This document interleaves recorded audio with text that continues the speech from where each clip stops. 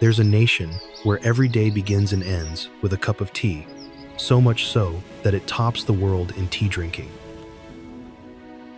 On average, each person enjoys almost 2 cups a day, making it a beloved ritual woven into daily life.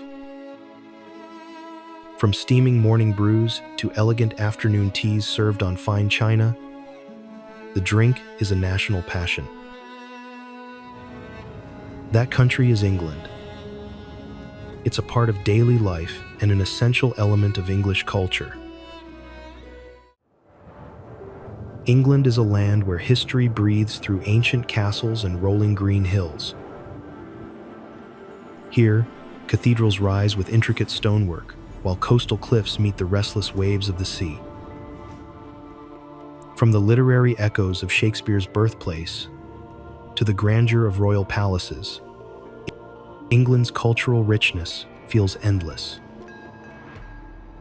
It's a nation where cricket matches share space with music festivals, and where a cup of tea feels at home in both a cottage kitchen and a London skyscraper. Before we dive deeper into this remarkable country, here's a quick challenge for you.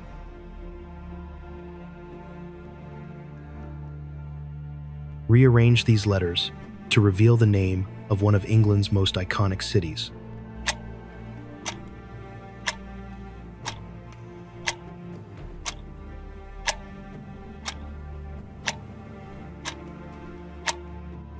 Here's your hint. This city is home to royal palaces, world-class museums, and a world-famous clock tower. Type your answer in the comments. And now, let's explore some of the most beautiful and exciting destinations across England.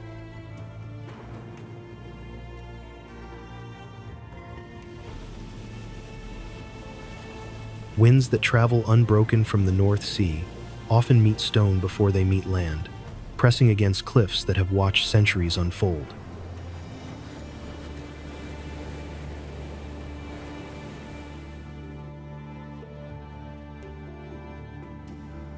On such a crag high, weathered, and resolute, rises a fortress whose silhouette seems born of the landscape itself.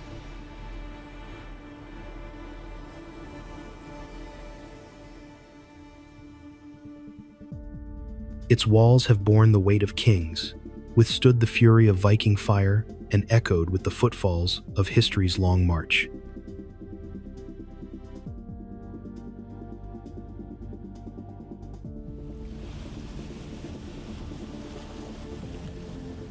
Rising with quiet authority above the Northumberland coastline, Bamburgh Castle occupies a dramatic basalt headland that seems sculpted for sovereignty.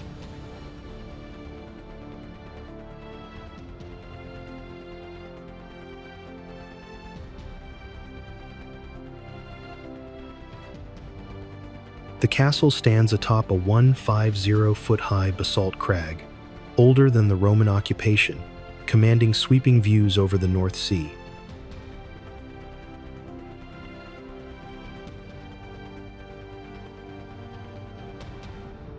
Founded by King Ida of Bernicia in the 6th century, it became a royal seat and endured Viking raids, including a devastating sacking in 993.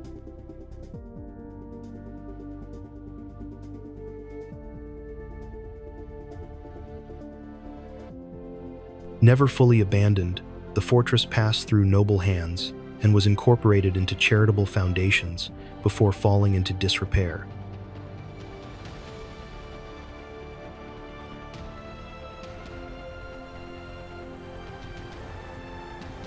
Its thick sandstone walls, built from locally quarried stone, display warm shades of honey and ochre that change subtly with the shifting northern light.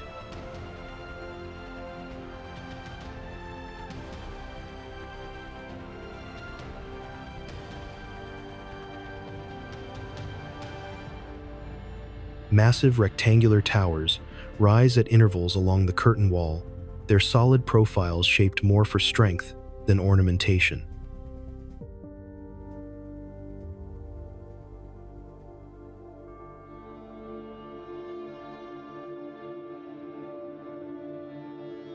Armstrong's renovations transformed the fortress into both a private home and a public heritage site, preserving its grand King's Hall and rich collections.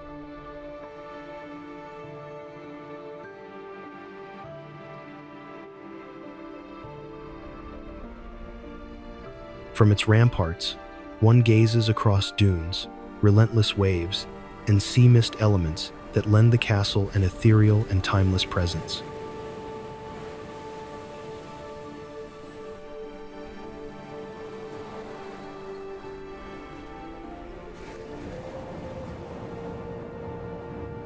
Before the written word, before the rise of cities or empires, certain places began to gather meaning simply by the way they held the sky.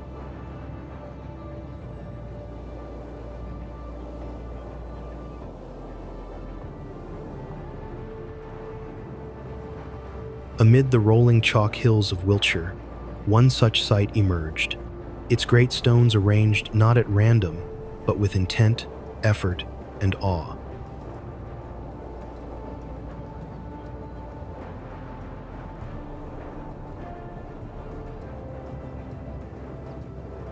Long before clocks or compasses, people here studied the heavens and the land, leaving behind a structure that still stirs wonder in those who approach it.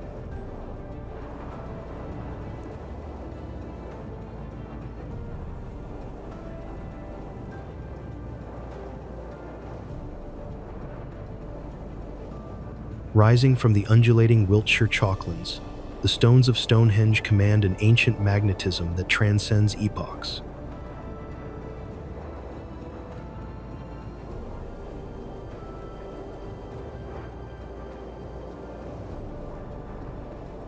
Architecturally, it stands as the most sophisticated prehistoric stone circle in the world. Its concentric design and massive megaliths, a marvel of engineering.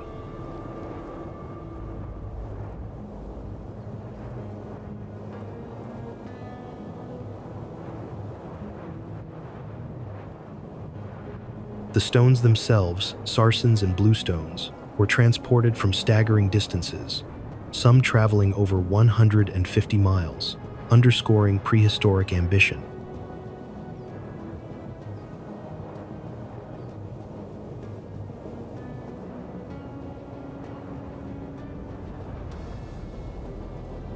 Visitors are often struck by the sheer scale. Individual stones weigh up to 25-30 tons, their heft softened by time's weathering.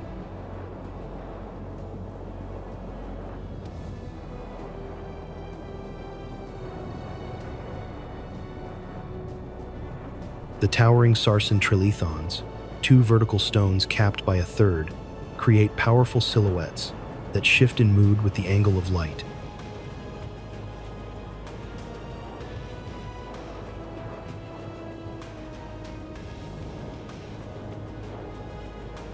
Despite their immense size, the stones are placed with a symmetry that hints at ancient knowledge of balance, alignment, and geometry.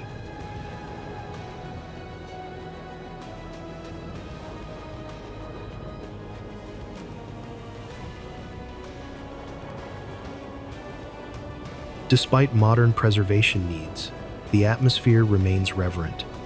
Stonehenge is both a mystery and a monument to human ingenuity.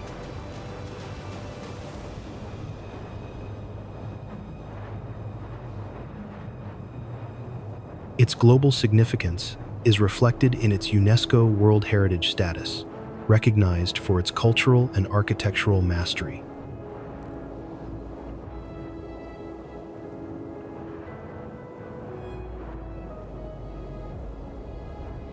Each stone bears notches, vegetation, and marks micro-details that reward roving eyes and reflective sketches.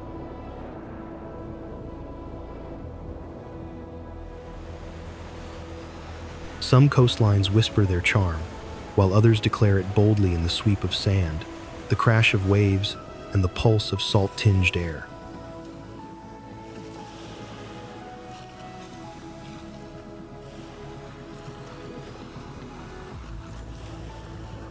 Here, the Atlantic doesn't merely border the land, it shapes it, sculpts it, and draws people into its restless embrace.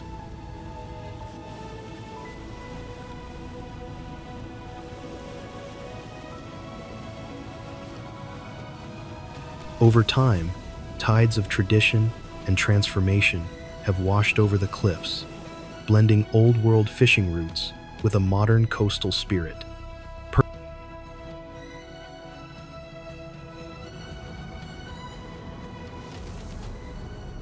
Perched on Cornwall's rugged northern coast, Newquay unfolds across cliffs that survey golden beaches blessed by Atlantic light.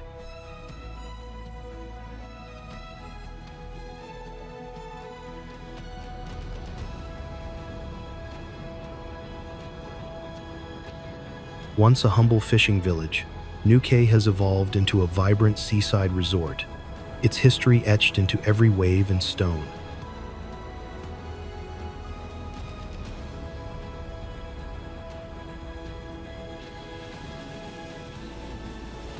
With 11 beaches stretched across 7 miles of coast, it boasts a coastal diversity unmatched in the UK.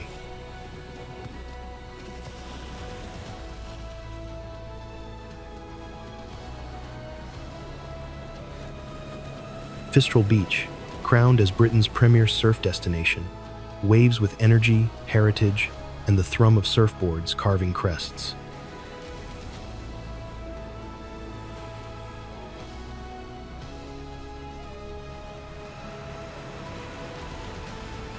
Newquay wears its surf capital title proudly. Its beaches host international competitions and the music-tinged Boardmasters Festival.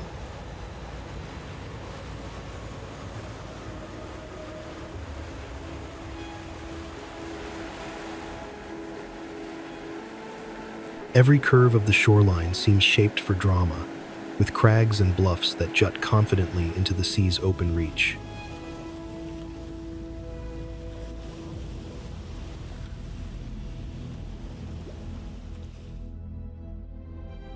The air is rich with the scent of salt, warmed stone, and the faint sweetness of distant blossoms carried on wind.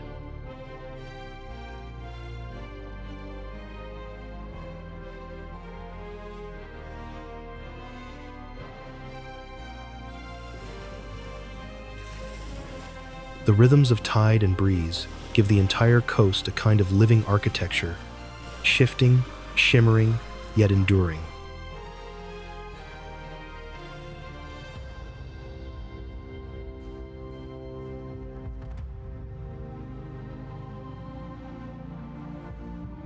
The town's buildings rise and fall with the terrain, their white facades and slate roofs catching glints of sun between sea mists.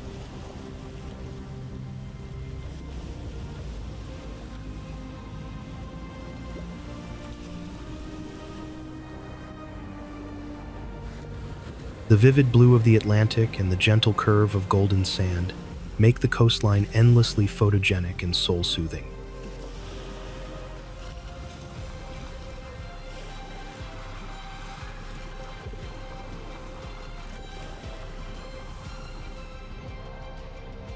If a building can embody both the weight of history and the rhythm of daily life, then few rival the quiet authority of Buckingham Palace.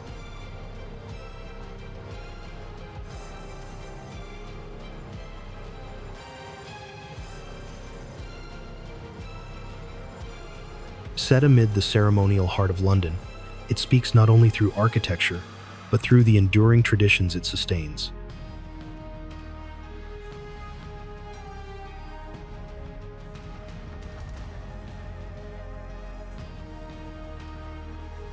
More than a royal residence, it functions as a symbol of continuity, of identity, and of monarchy in motion.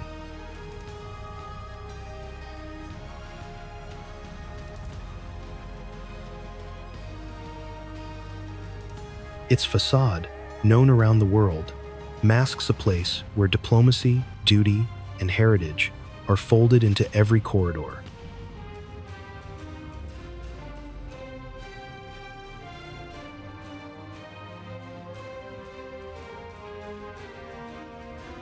Nestled in the heart of Westminster, Buckingham Palace has served as the official London residence and administrative headquarters of the British monarch since 1837.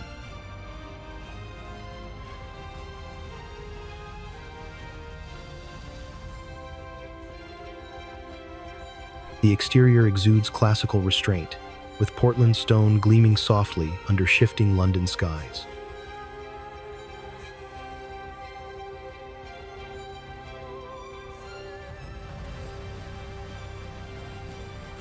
Delicate carvings and ornamental details enrich the neoclassical exterior without overwhelming its clean lines.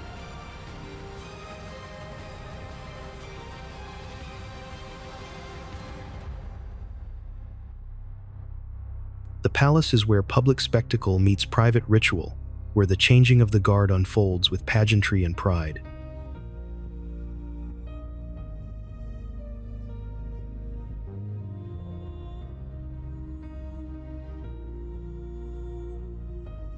It remains a powerful symbol of national unity and tradition, a living icon of the monarchy's enduring presence in British life.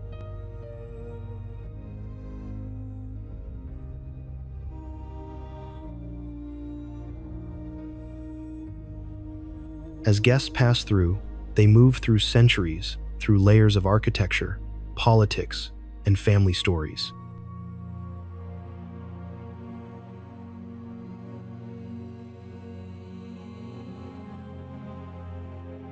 The Queen Victoria Memorial stands as a towering tribute of white marble and bronze, anchoring the mall with solemn grandeur.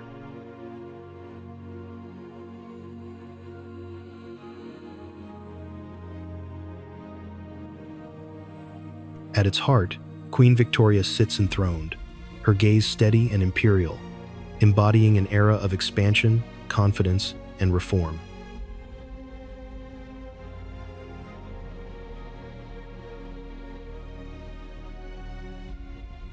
Surrounding her are allegorical figures representing truth, justice, and motherhood, ideals that shape the moral identity of her reign.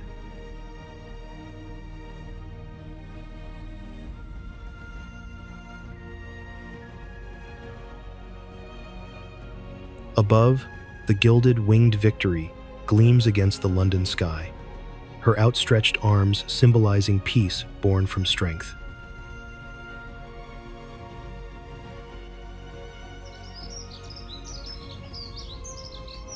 Long before modern skylines rose, the silhouette of Winchester Cathedral had already begun to reshape the English horizon with solemn grace.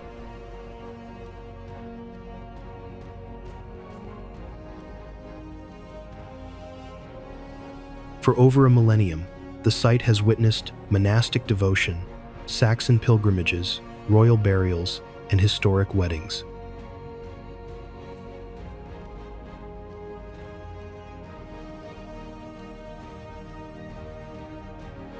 It was not simply constructed, but cultivated across generations. Each arch, vault, and chapel, an offering to faith, art, and legacy.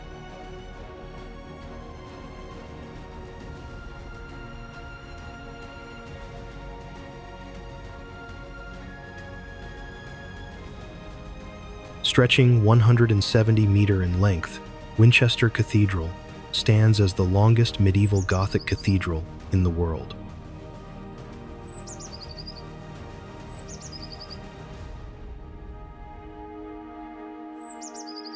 Built from 1079 to 1420, it serves as the majestic seat of the Bishop of Winchester and remains a profound tourist and spiritual destination.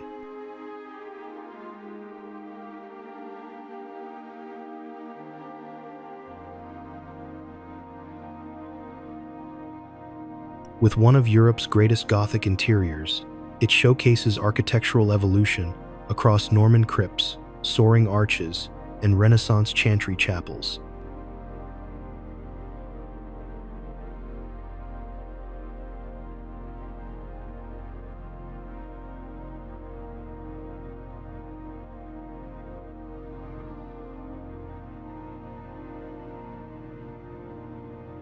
The exterior is built primarily from limestone, its pale, weathered surface streaked by centuries of rain and wind.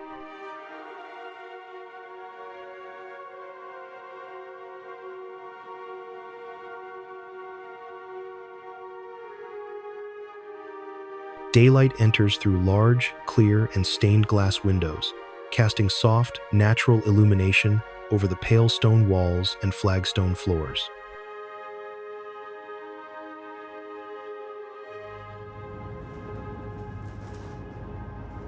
There are places where the land seems to pause, allowing the sea to leave its signature on stone.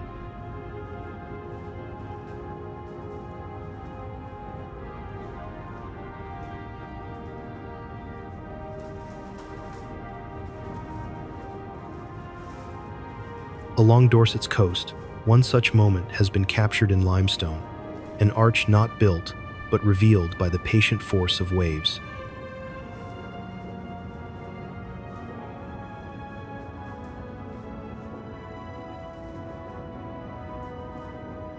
What now stands as a symbol of natural beauty began as resistance, as hard rock slowly gave way to endless tides.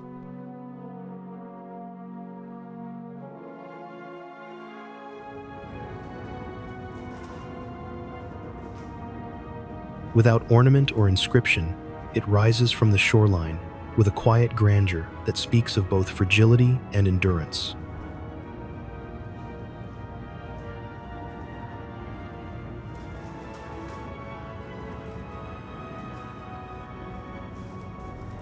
Durdle Door stands as one of Dorset's most iconic coastal landmarks. Its elegant limestone arch, sculpted by millennia of sea-piercing erosion and crowned by geological drama.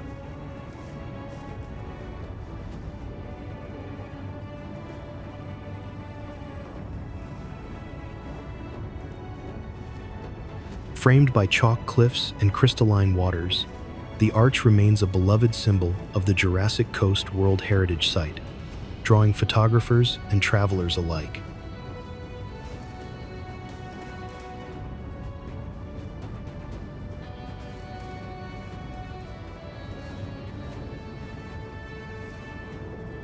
Formed when relentless wave action breached the hard Portland limestone roughly 10,000 years ago, it reveals an ongoing dialogue between rock and sea.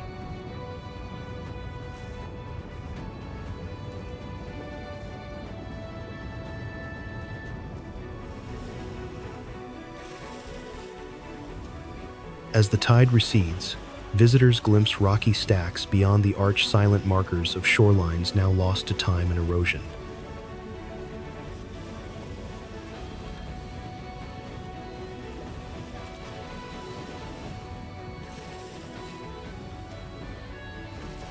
Though beloved worldwide, its privately owned status confers both protection and responsibility for preserving this admired landmark.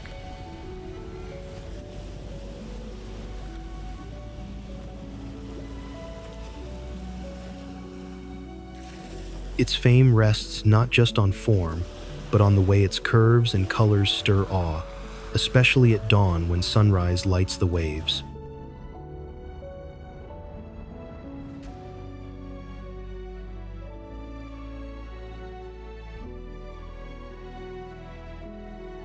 The contrast of ivory limestone against Atlantic blue makes it a natural muse, balancing raw power with timeless grace.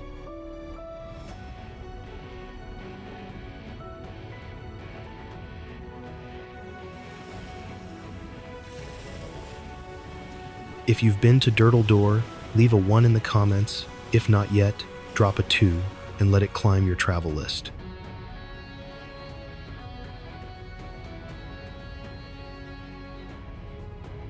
Imagine a place where poetry rises not from the page, but from the land itself, where each hill, tree, and ripple seems composed in verse.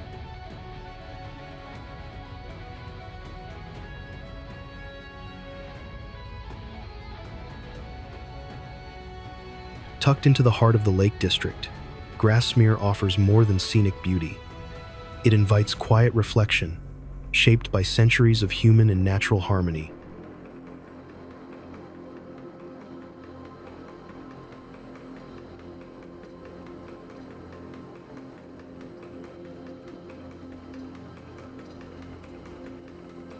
Its gentle contours and still waters speak to a slower rhythm, one that stirred the hearts of the Romantics and still lingers today.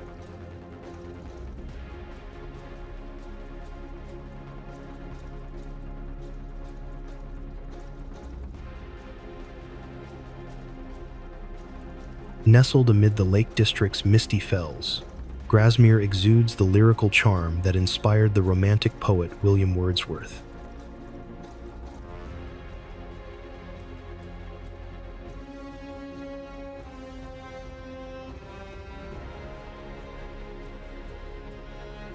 The village's rooftops, with their soft slate tones, seem to emerge organically from the earth, mirroring the muted palette of the surrounding fells.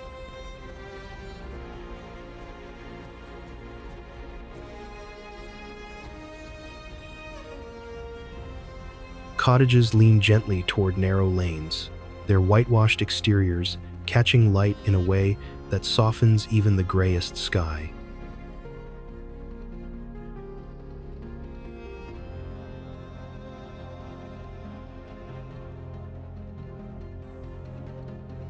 The lake itself mirrors the past, its placid surface framed by grass-edged hills that echo centuries of settlement.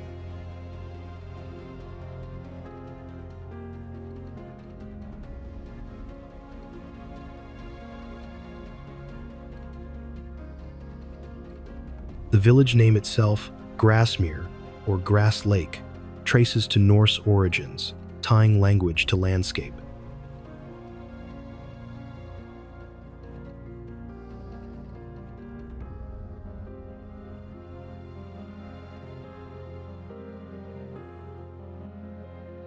Today, cultural life enriches the area through exhibitions, museums, and local traditions rooted in its poetic heritage.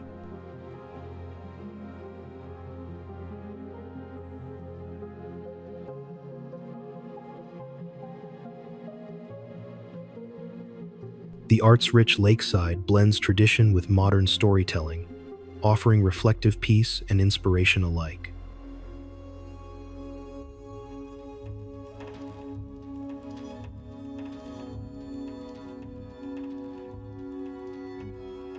Its hills and waters continue to foster environmental awareness, echoing romantic values of nature and introspection.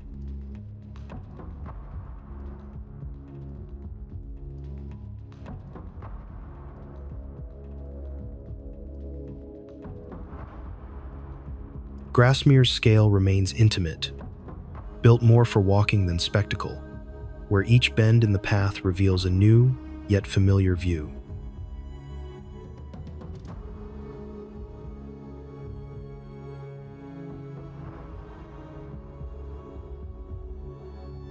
The hills form a gentle amphitheater around the lake, embracing it in a way that feels protective and eternal.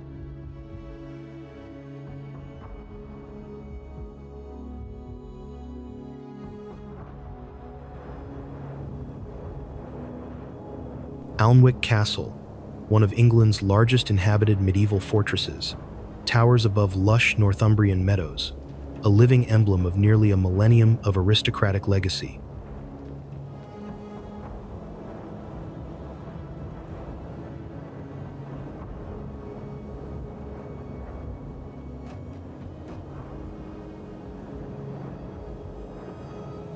First established after the Norman conquest in the 11th century, the castle has evolved through sieges, restorations, and centuries of Percy family patronage.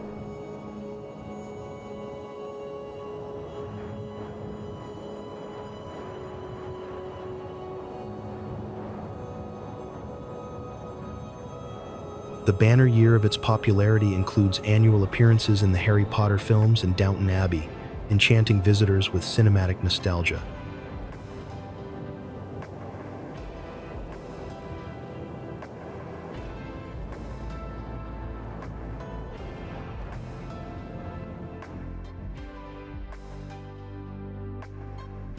With every stone polished by time, the curtain walls and towers convey stories of border defense, renewal, and enduring identity.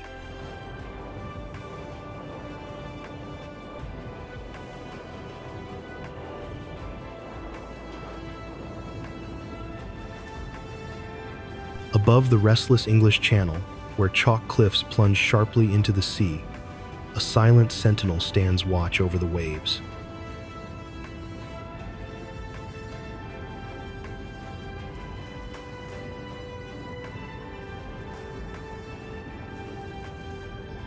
Its weathered granite frame, shaped by wind and time, hints at a life once lived in flashing signals and quiet endurance.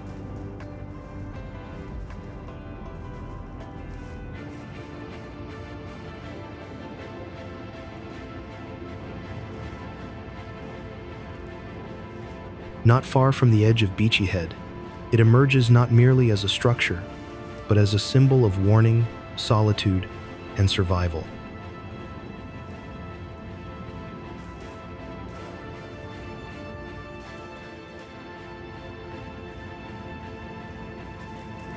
Before the sea mist could rise and erase the line between safety and danger, it was light that once pierced the fog from this very spot.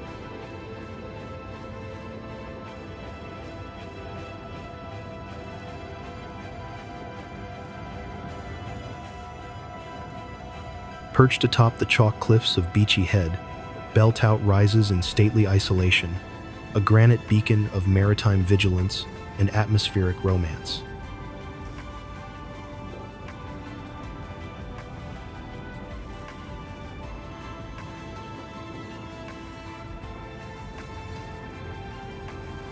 Built in 1832 from Aberdeen granite and lit in October 1834, it was designed to alert ships to the danger of the treacherous shoreline below.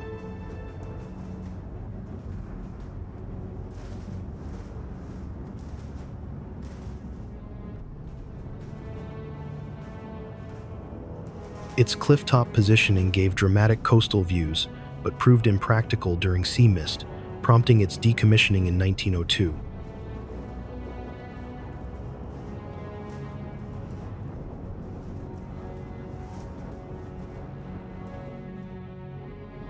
When viewed from the Sussex countryside, some structures seem less built than composed notes of stone and symmetry suspended across green silence.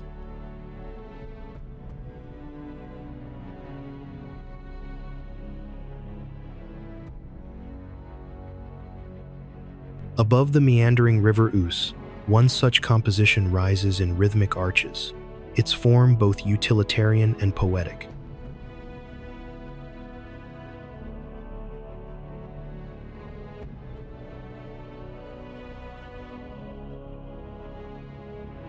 There, red brick meets open sky, not in brute assertion but in a deliberate grace that honors both the journey and the land.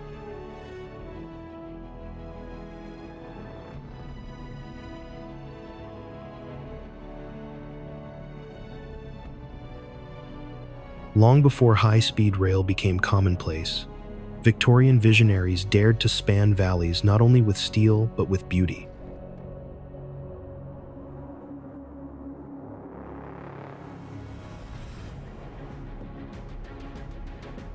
This vision took shape in the Ouse Valley Viaduct, where engineering met aesthetics in a harmony that endures.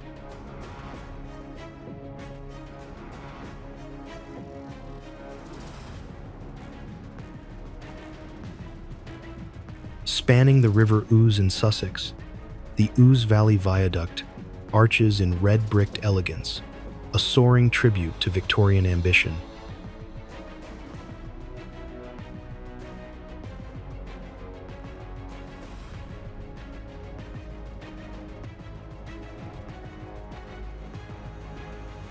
Engineered by John Urpeth Rastrick and styled by architect David Mokata, it unites 37 arches in a rhythm of architectural grace.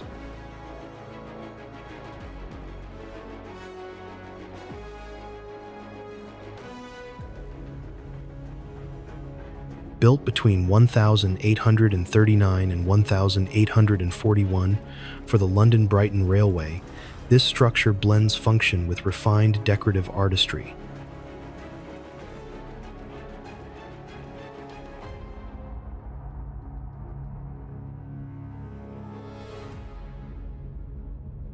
Rising approximately 96 feet and stretching nearly 450 meters, it remains probably the most elegant viaduct in Britain.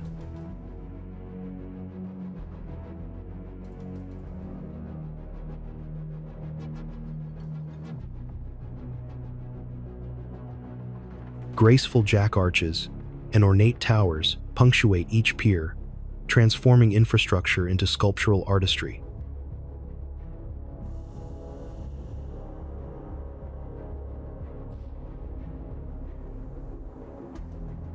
Built with about 11 million Dutch-sourced bricks and topped with cane stone parapets, its materials reflect both practicality and polish.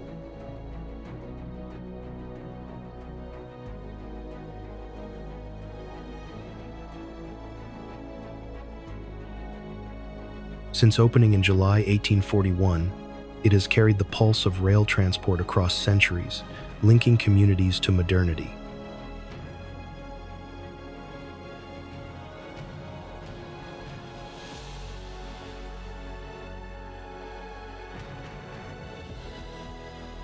For photographers and passers-by, its arches frame countryside views like living paintings echoed in motion.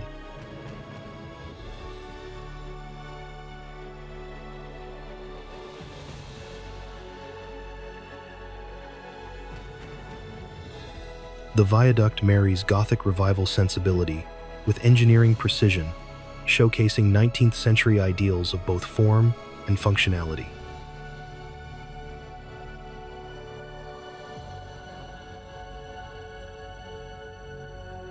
Would you like to experience the journey of crossing the Ouse Valley Viaduct?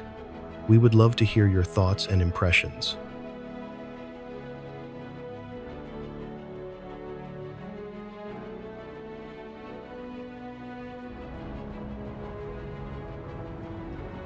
Rising in harmonious unity, Salisbury Cathedral's 404-foot spire remains England's tallest, crowning its elegant early English Gothic.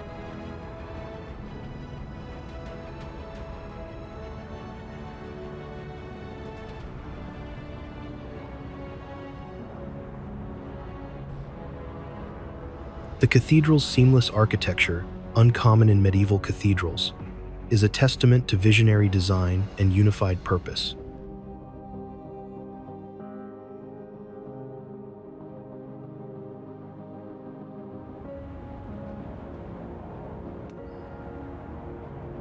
Its pale limestone facade appears almost weightless beneath the sky, yet every arch and pinnacle reveals masterful engineering.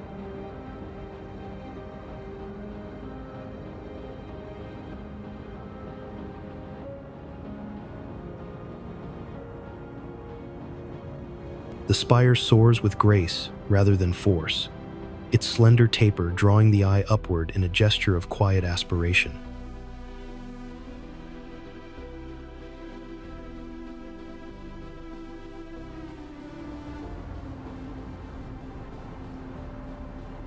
Slender columns rise in rhythmic procession, creating a sense of upward movement that echoes the spiritual intentions of the builders.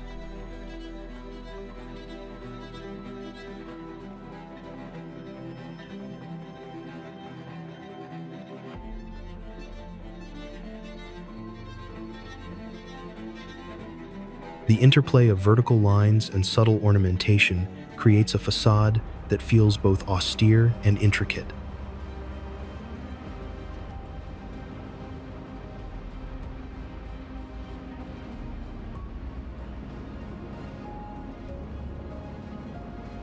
Nestled in its peaceful grounds, one can picnic while gazing unobstructed at this Gothic giant, famously painted by John Constable.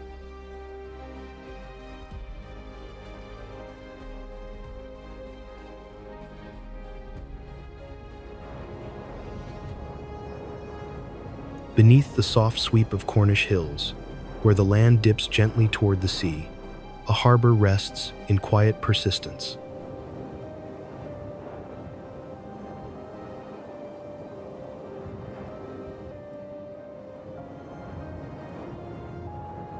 Before the sound of engines or the reach of modern roads, this inlet shaped a village by the rhythms of tide and toil.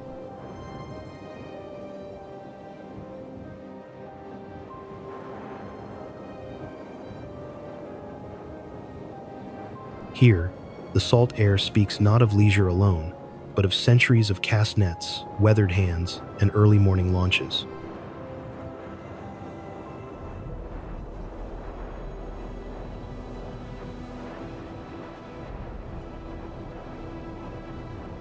Mevagissey does not declare itself with grandeur. It unfolds in working boats, narrow lanes, and the scent of fish mingled with sea breeze.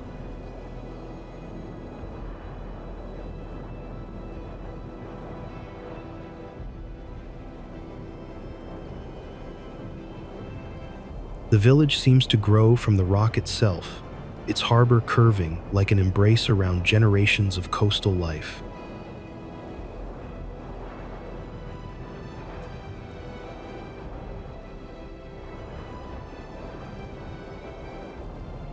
Nestled in a sheltered Cornish valley opening to Mevagissey Bay, the village's harbor balances pleasure vessels with hardy fishing boats, reflecting a heritage of maritime resilience.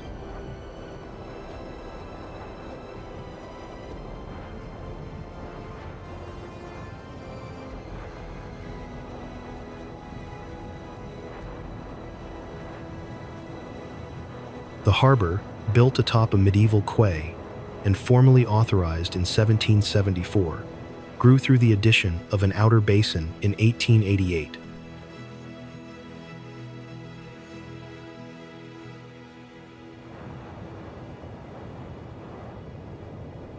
Rich curves of harbor walls and the compact charm of cliff-lined cottages frame both sea and sky in a timeless Cornish scene.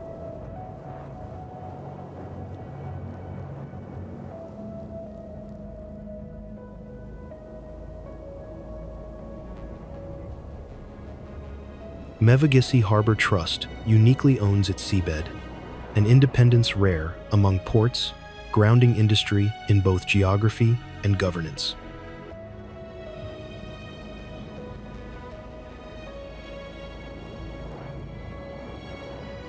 Boatyards and fishermen at dawn draw light across weathered pastel walls, crafting a poetic rhythm of daily livelihood.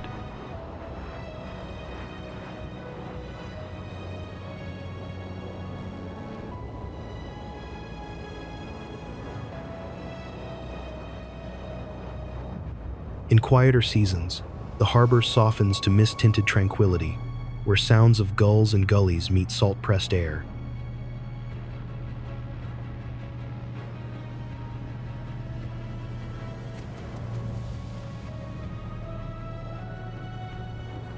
At sunset, golden light spills across the harbor, catching the ripples and warm hues that shimmer beneath moored boats.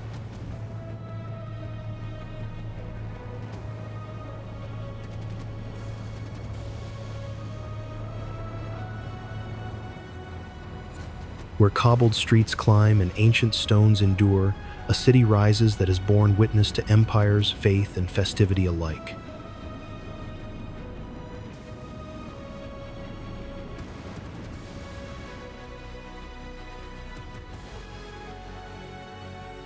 Lincoln does not merely preserve history, it lives within it, its skyline shaped by spires and battlements, its ground scored by Roman wheels and medieval footsteps.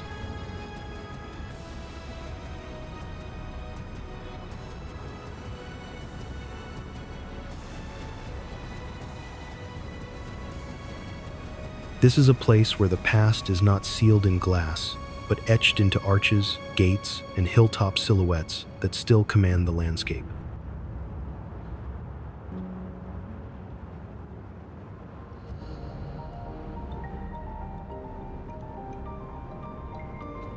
Walking into Lincoln is to cross centuries. Roman walls, the 3rd century Newport Arch, still used by modern traffic, and the Norman castles slope into view.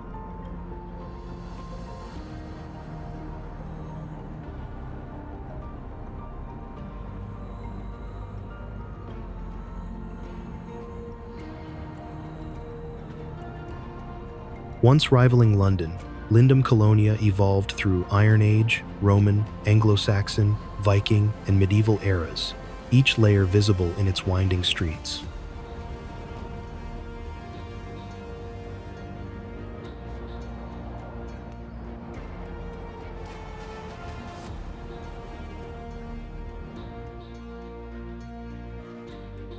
Stone by stone, the city unfolds as a layered manuscript of English history, each chapter etched into its enduring fabric.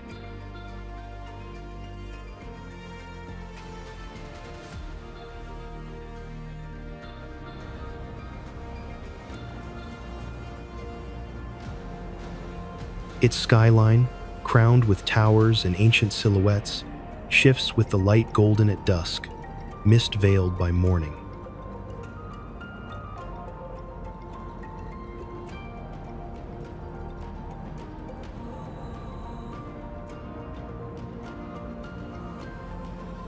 Lincoln Cathedral, an English Gothic masterpiece, once claimed the title of the tallest building in the world, tapering dreams into stone and sky.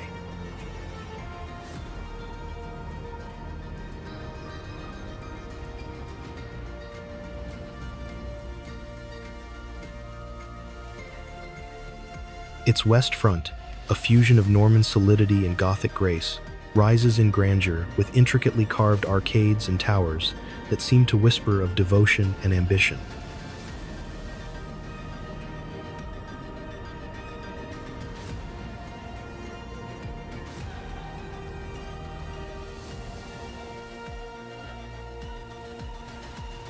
The central tower, crowned with a delicate lantern, pierces the sky with a sense of lifted prayer, visible for miles across the Lincolnshire plain.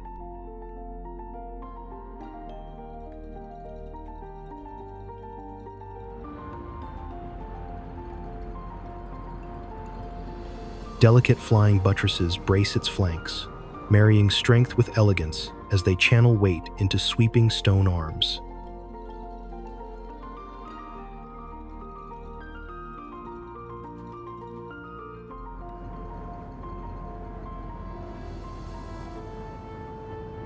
During festive seasons, Lincoln glows, castle projections, shimmering lights, and sculpted ice trail through Dickensian streets.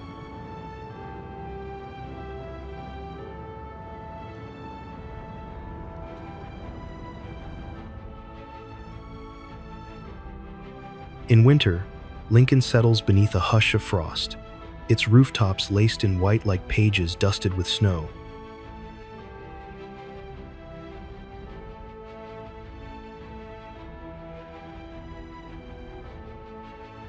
Not far from London's sprawl, a sculpted form now rises, where soil meets sky, its curves drawn not in ink or stone, but in earth itself.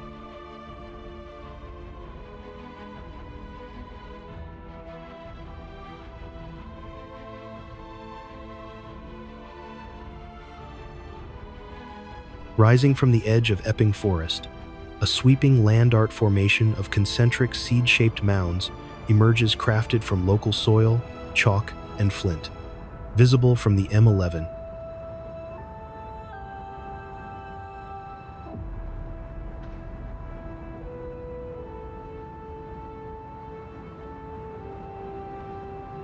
Conceived through a national design competition and shaped by sculptor Richard Harris, the earthwork stretches approximately 460 feet by 375 feet and stands around 10 feet tall.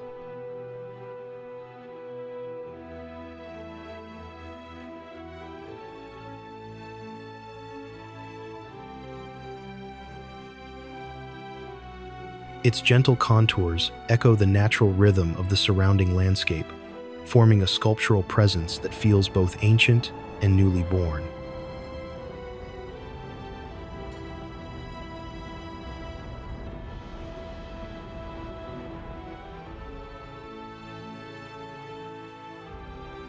The seed-shaped mounds ripple outward in deliberate symmetry, as though the earth itself had breathed and settled into quiet geometry.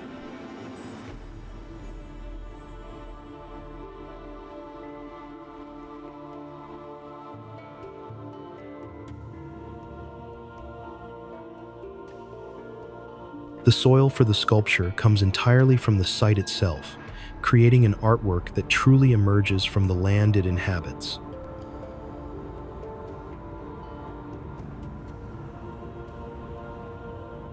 In time, the slopes of each ring will be planted with different native species: hornbeam, birch, oak, lime, and hazel, each contributing unique character to its curve.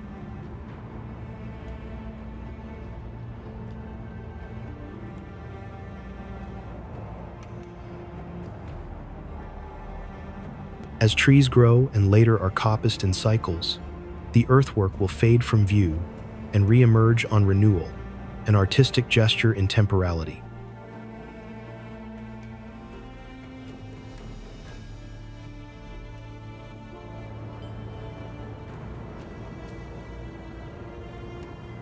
Experienced from ground level, the earthwork can be elusive, its true form best appreciated from above or as one walks its crest.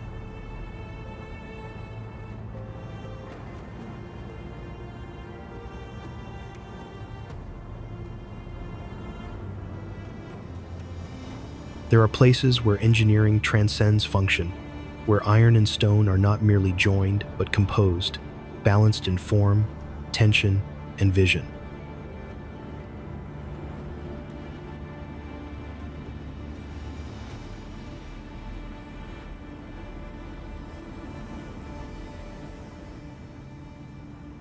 High above the Avon Gorge, a structure emerges not as imposition, but as harmony threaded delicately between cliffs, framed by air and ambition.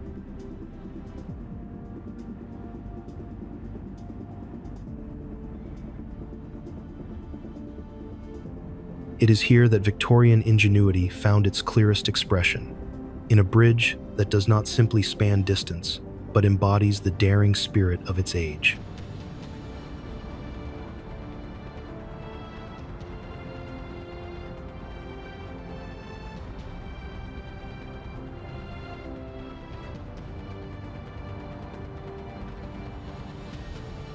Spanning the dramatic Avon Gorge near Bristol, the Clifton Suspension Bridge looms as a sinew of wrought iron and stone, an enduring symbol of Victorian boldness.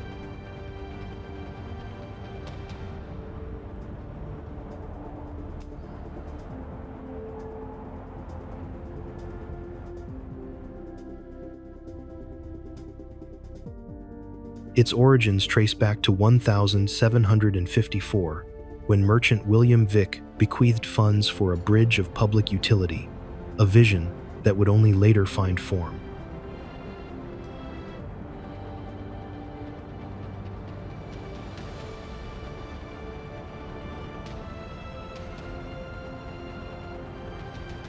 The structure is strikingly asymmetric. Its Clifton Tower features side cutouts, while the Leigh Woods Tower boasts pointed arches, framing the gorge with graceful diversity.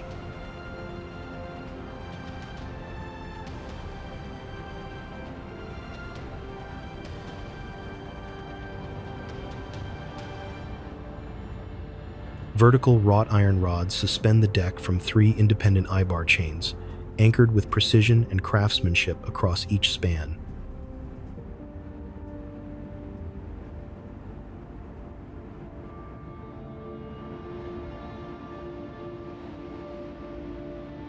Slim vertical rods descend in perfect rhythm, forming a visual cadence that leads the eye from tower to tower.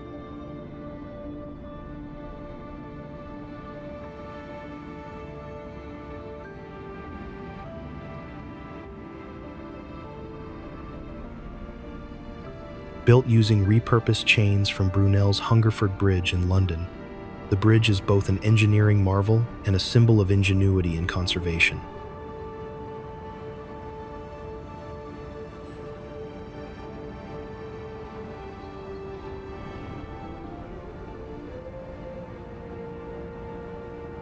In recent years, toll income has funded essential maintenance, including a multi-year program to conserve the original 180-year-old wrought iron chains.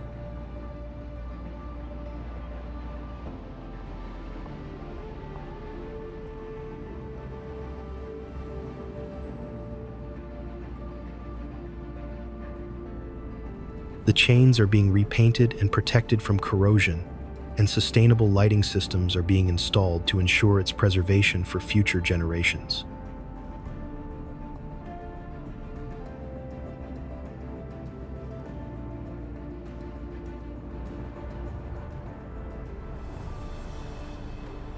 Its silhouette, suspended in equilibrium above the gorge, evokes both delicacy and strength, a thread of architecture drawn tight across sky and stone.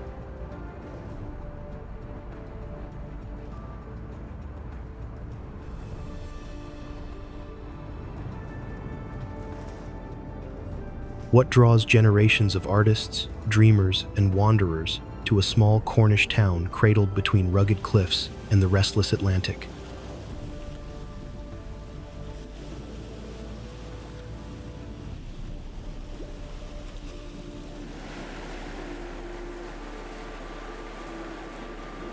In St. Ives, the light does more than simply shine. It transforms the ordinary into the extraordinary, casting a silken glow over whitewashed walls, narrow lanes, and the endless sea beyond.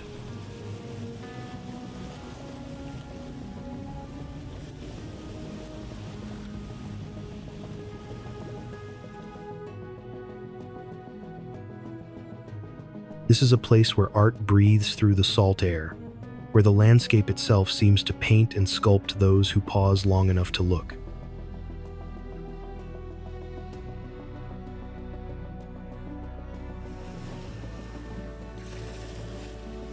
Bathed in the soft, milky glow of the North Atlantic light, St. Ives radiates coastal charm, its clustered whitewashed streets and gentle sea breezes, creating an artist's dreamscape.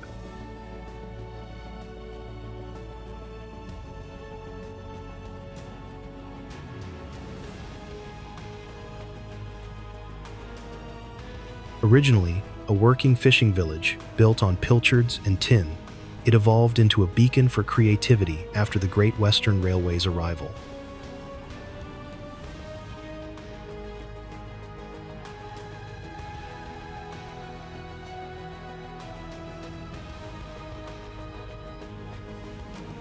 The scent of salt and seaweed clings to the breeze, blending with the warmth of sun-dried timber and the occasional bloom of wild coastal flowers.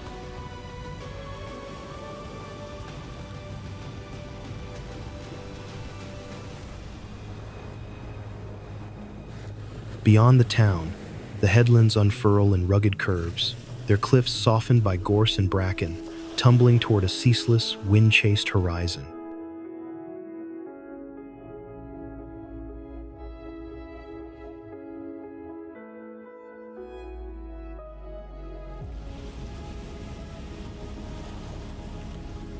Waves roll in with a rhythmic hush, curling onto golden sands that gleam beneath skies, shifting from opal to indigo by the hour.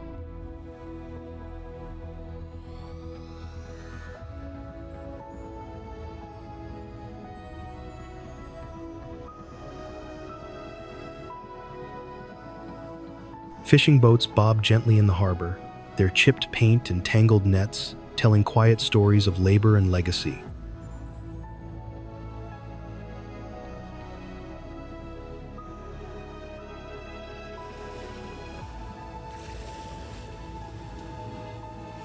Soft, golden sands stretch in gentle arcs, kissed by tides that shimmer under shifting skies of silver and blue.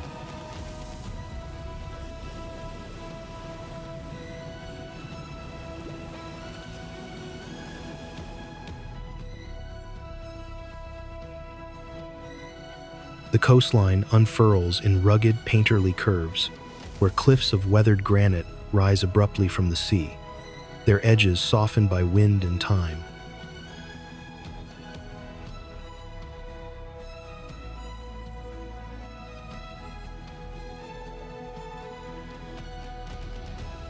Yet beneath the town's sunlit facades lie real challenges. Locals are increasingly priced out by over-tourism and second homes, transforming lived community into seasonal spectacle.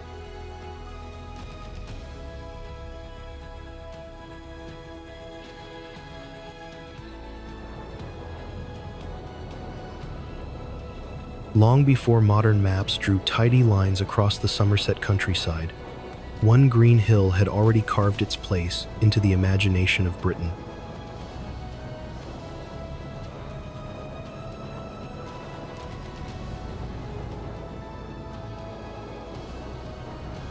Glastonbury Tor does not merely rise, it emerges, steeped in story and mystery, from the marshy levels like a question left unanswered by time.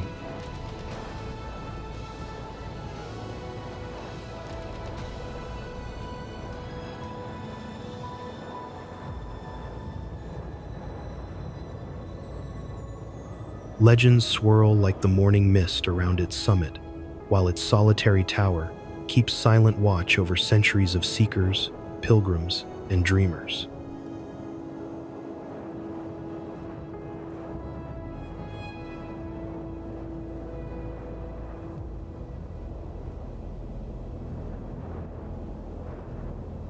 Rising dramatically from the Somerset levels, Glastonbury Tor stands like a solitary titan, crowned by St. Michael's weathered tower and bathed in misty, myth-laden atmosphere.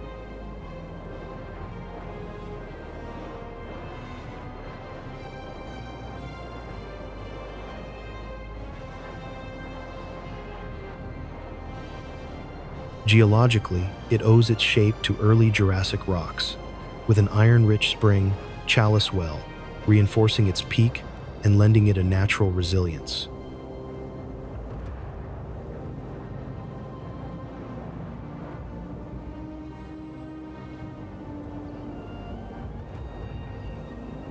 In certain weather, the Tor appears to float its summit, rising like a mirage above the levels, when a Fata Morgana distortion forms in the mist.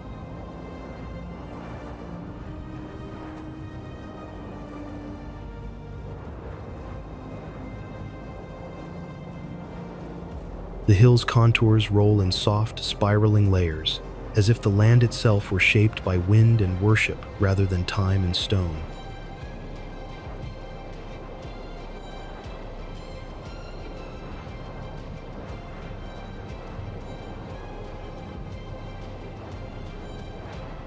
Stone steps, worn smooth by countless feet, lead upward through slopes dotted with wildflowers and rough-hewn grass.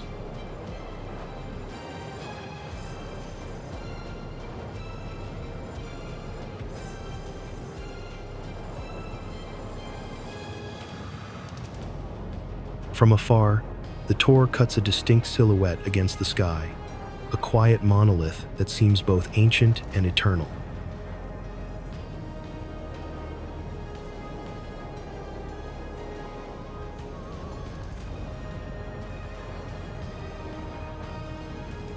Called the Isle of Avalon in legend, some link the Tor to King Arthur's burial and Joseph of Arimathea's Holy Grail, binding the hill to mythic geographies.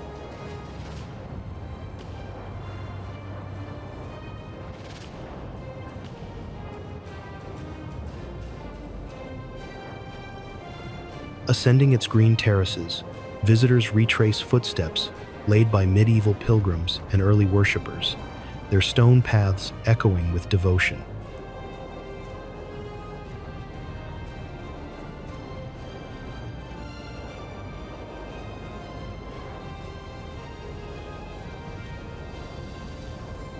Its natural symmetry hints at intentionality, as though its structure were shaped not just by geology, but by sacred design.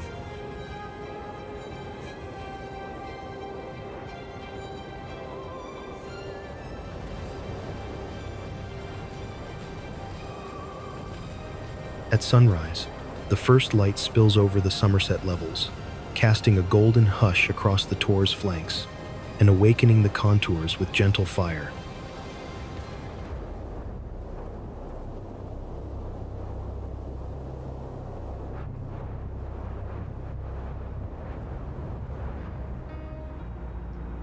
Across Liverpool, where the pulse of the port once dictated empire and industry, one structure rises not in haste, but in quiet authority.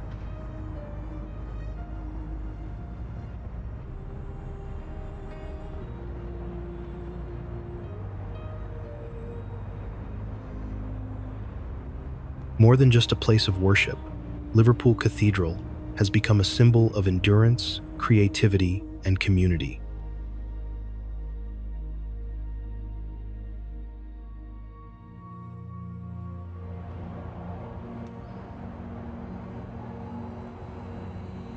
Its presence speaks not only to faith, but also to the city's long history of craftsmanship, resilience, and public life.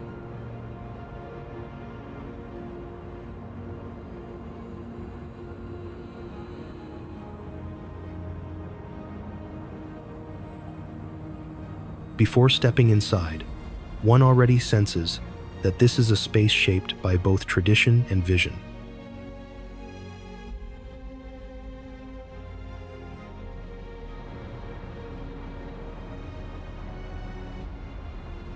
In Liverpool's skyline, the cathedral stands like a red brick beacon, Britain's largest and the world's fifth largest, asserting architectural grandeur over St. James Mount.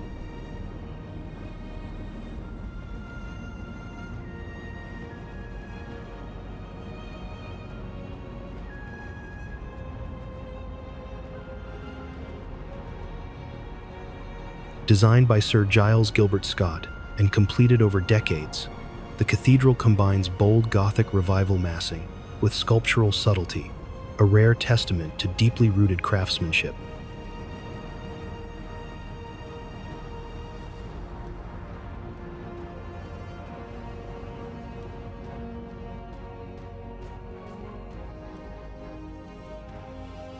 The changeability of light through its soaring clerestory and stained glass windows, a mix of solemnity and color, imbues the stone with living intensity.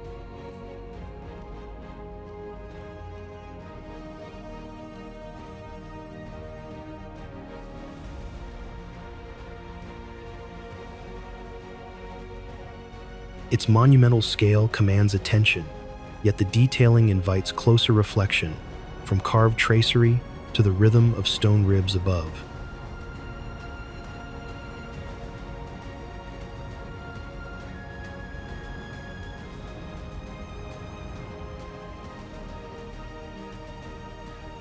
Brick, an unconventional material for cathedrals, gains nobility here, its deep reds shifting in tone with changing daylight and weather.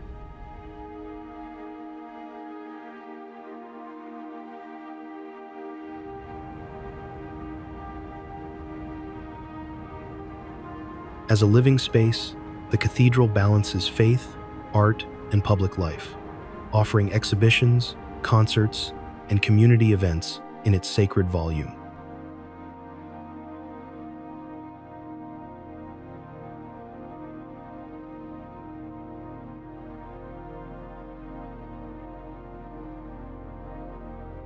Visitors sense weight and wonder in the detail of portals, vaults, and vertical space that frame the soul as much as the gaze.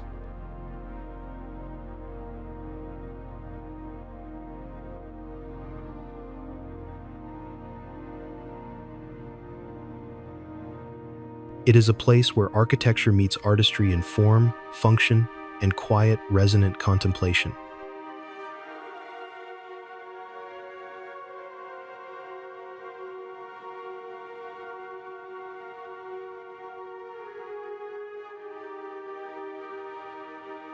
In form and function, Liverpool Cathedral embodies spiritual elevation, anchored in civic pride and creative depth.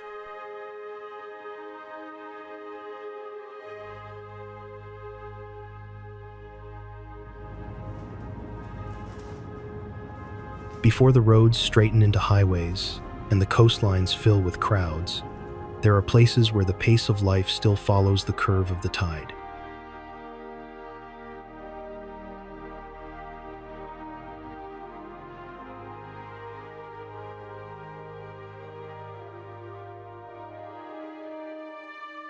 Without needing to announce itself, Kingsbridge reveals its character slowly through its stone, its rhythm, and its rootedness in land and estuary.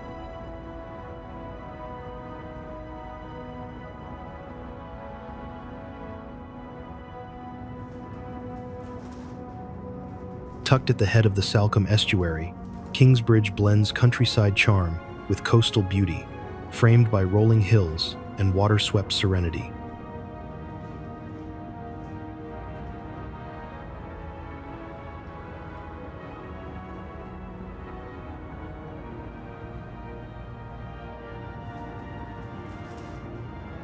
Its roots trace back to a 10th century royal bridge, and by the early 13th century, it became a thriving market town under monastic authority.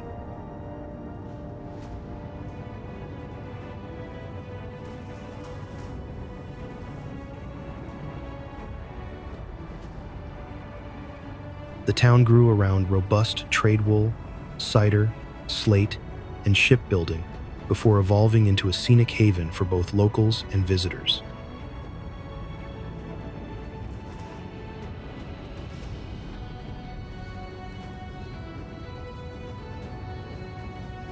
Its estuary setting bathes every street in a luminous reflection of sky and tide. Kingbridge feels quiet, timelessly rooted in both land and water.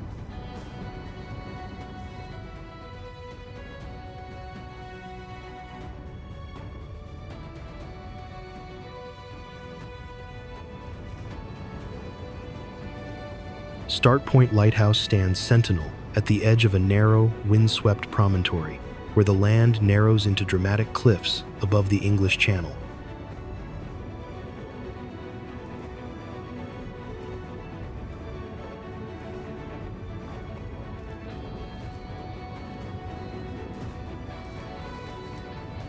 Its white tower gleams against the moody coastal skies, a stark beacon for sailors navigating one of Devon's most treacherous stretches.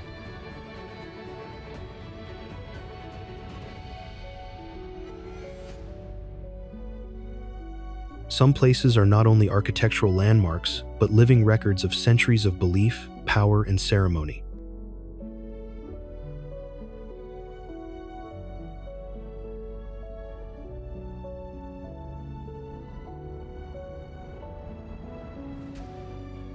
They hold within their walls the echoes of coronations, royal farewells, and the daily rhythm of worship.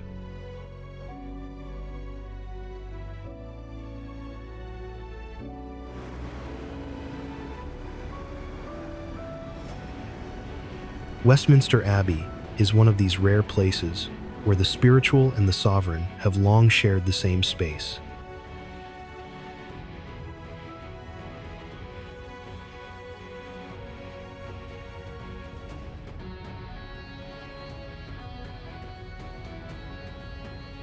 Westminster Abbey, rising beside the Thames, is Gothic grandeur incarnate. Its soaring nave and soaring towers embody a millennium of worship, kingship, and artistry.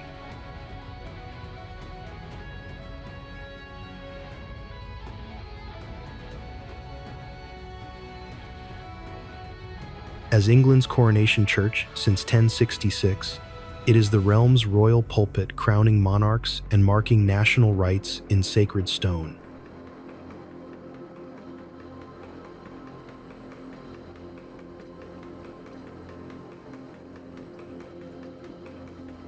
The Abbey's architecture melds French Gothic sweep with English verticality, twisting nave dimensions and radiant light into soaring spiritual drama.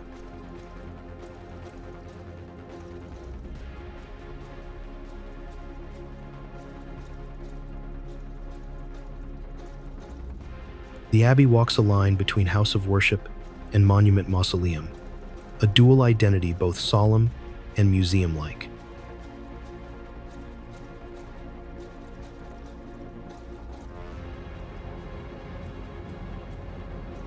Some cities make introductions through skyline and spectacle, others unfold more slowly, in texture, in layers, in the quiet persistence of their past.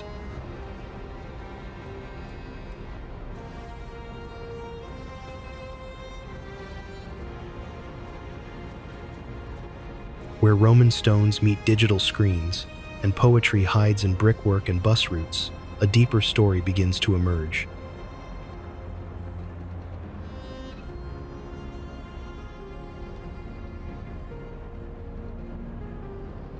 Wander far enough, and you may find that every wall is an archive, every turn a conversation between centuries.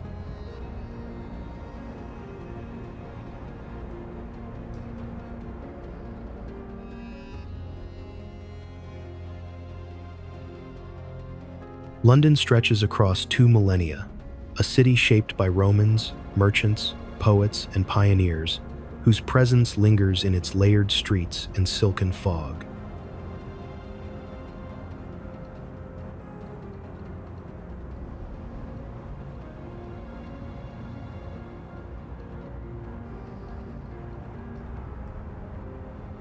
This vast multicultural capital vibrates with art, music, culinary discoveries, and language, each borough offering its own cultural heartbeat.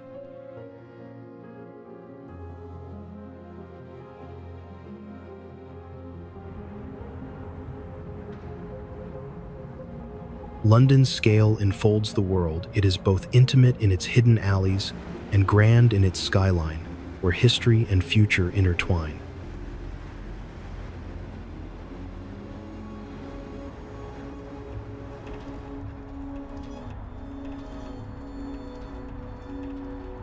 Its architecture blends eras with striking ease. Victorian brick, brutalist concrete, and glass towers stand side by side.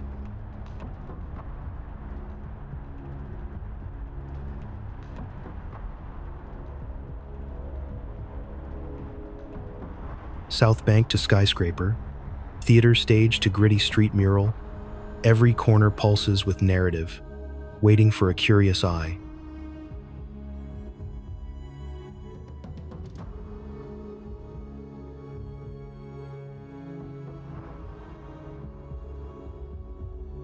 It is a city of constant renewal, where a Roman wall can shadow a startup office, and poetry might bloom beside graffiti.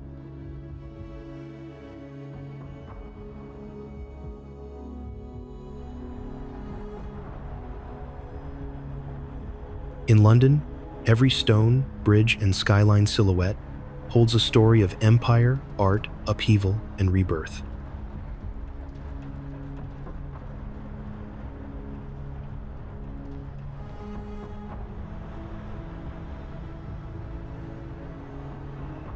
The capital draws you into its rhythm, stirring curiosity, inviting discovery across centuries of human endeavor.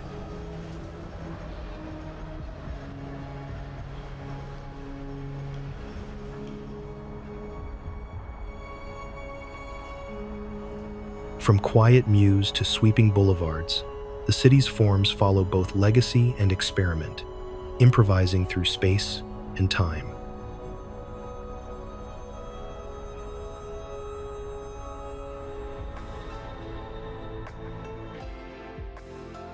Towering with purpose, Big Ben's silhouette rises by the Thames as a visual heartbeat of British identity and parliamentary democracy.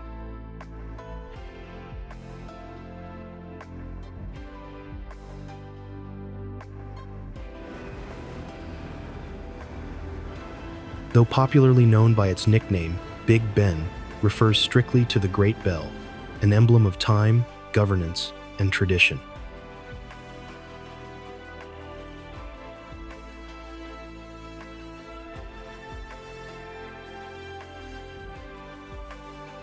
Its chimes, precise and sonorous, have marked moments on radio, in literature, and in lives across the world since 1859.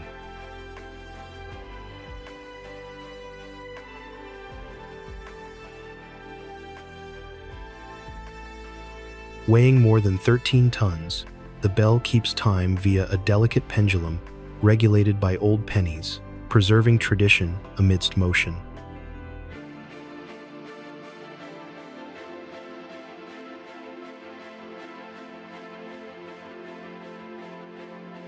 The tower's vertical lines rise with deliberate elegance, its ornate Gothic revival detailing carved in warm Anston limestone and Cornish granite catching light and shadow throughout the day.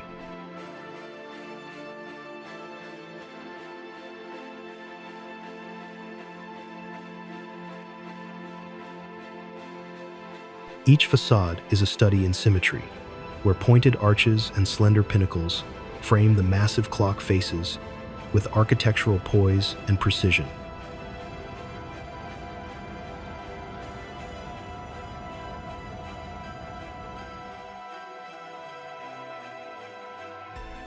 Though weighty in form, the tower achieves visual grace through repetition, rhythm, and the delicacy of its Gothic profile against open sky.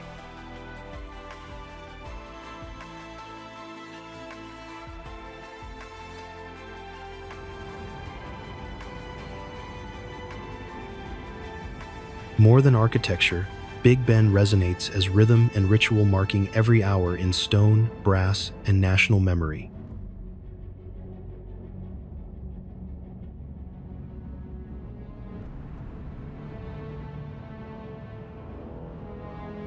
Many recognize its tower, even without seeing its face, a global icon of steadiness, history, and civic life.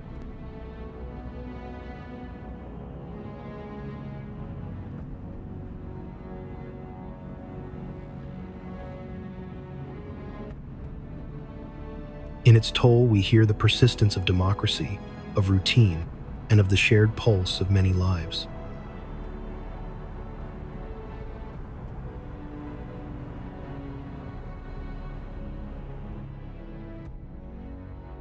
Even from afar, the tower conveys both strength and finesse its proportions, creating a sense of dignity rather than dominance.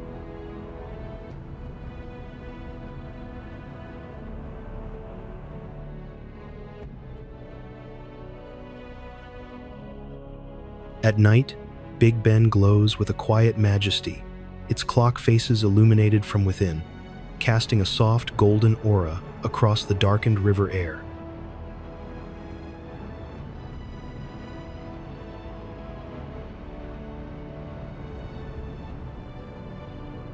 Winchester unfolds like a well-kept chronicle, where memory and presence are written into every corner.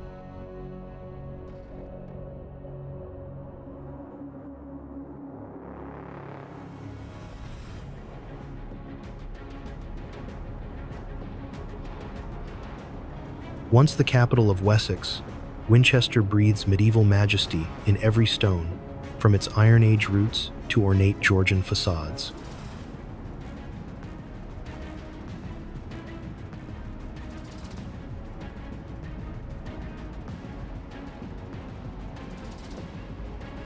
Red brick homes and Georgian townhouses line the streets with quiet uniformity, their sash windows and painted doors well cared for but never ostentatious.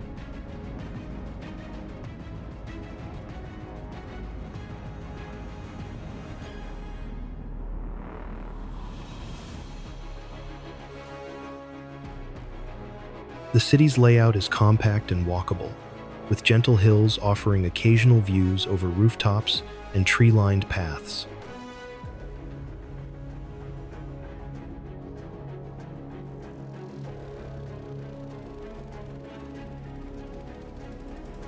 Parks and open greens interrupt the historic buildings, providing space to pause for locals.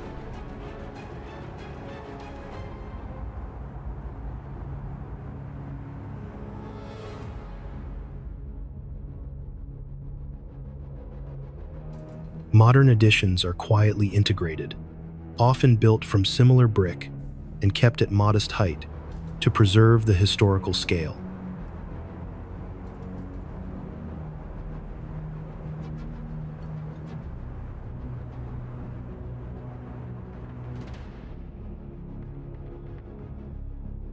From Iron Age ramparts and Roman trade routes to Civil War scars, Winchester carries its layered past in streets and stories.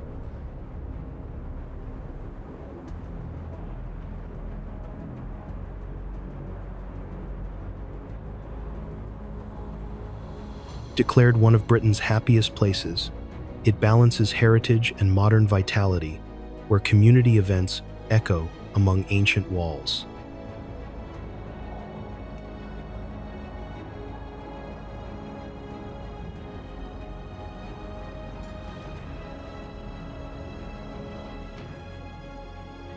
No sweeping grandeur announces Yorkshire's charm.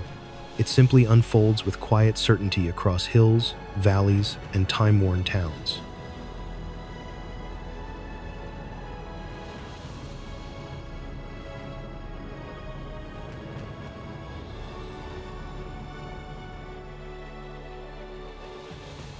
Here, the land does not just rise and fall.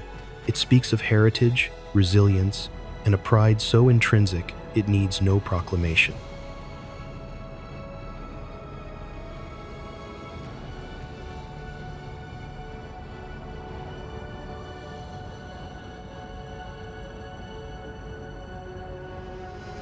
The beauty is not theatrical but lived in, shaped by windswept moors, stone walls, and voices that echo with centuries of belonging.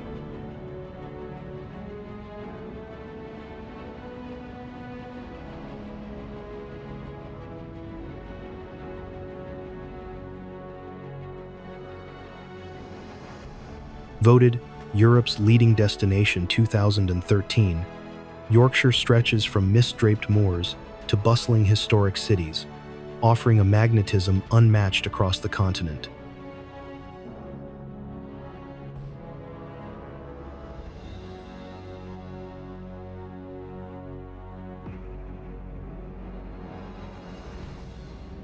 The county wears God's own country, like a banner where rolling dales, rugged moors, and coastal vistas compose a living landscape of beauty.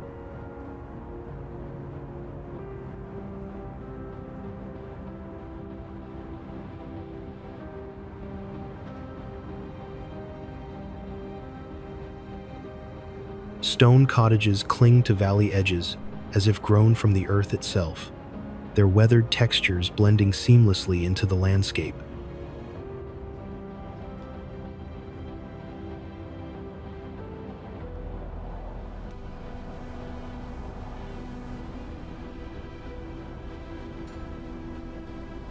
Low dry stone walls stitch across green hills like ancient calligraphy, marking boundaries shaped more by tradition than precision.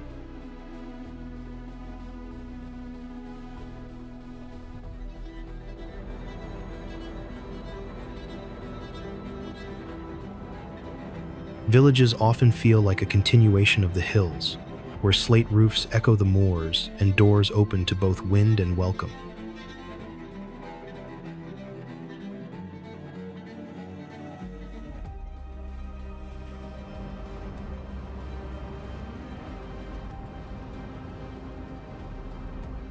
The architecture here is muscular yet modest, crafted for climate and craft, not spectacle, built to endure and to belong.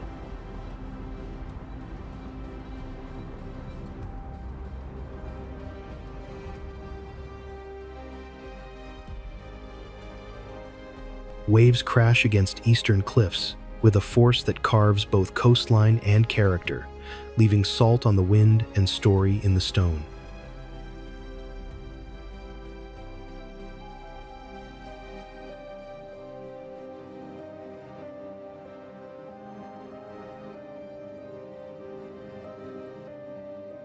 Modern wind farms rise along Yorkshire's ridgelines like sentinels of the future, their white blades slicing gracefully through ever-changing skies.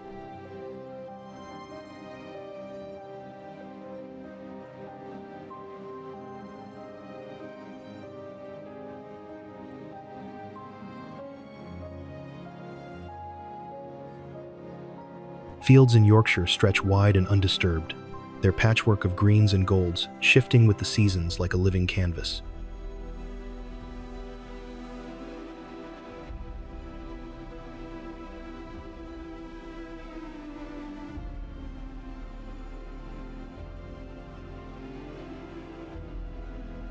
Yorkshire remains deeply proud of its regional identity. Its dialects, traditions, and sense of belonging resonate stronger than nationalism.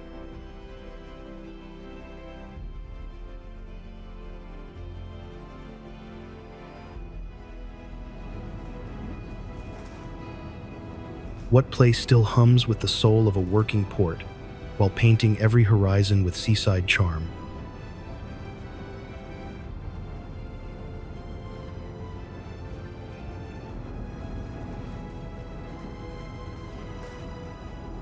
Here, the sea is not a backdrop but a constant companion, its tide setting the rhythm for both industry and intimacy.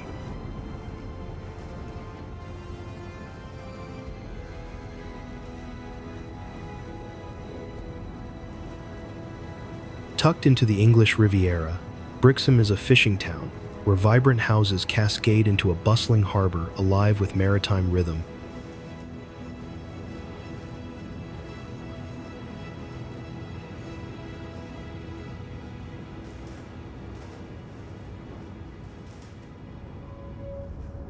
one of England's busiest ports, Brixham's harbor hosts one of the largest fishing fleets, its quays pulsing with catch, conversation, and community care.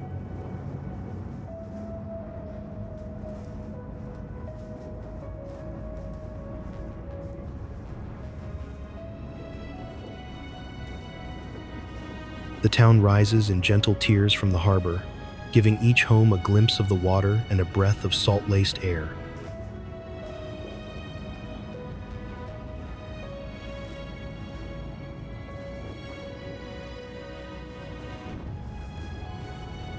Brixham's natural amphitheater gathers the town in a protective curve, cradling it between headland and sea.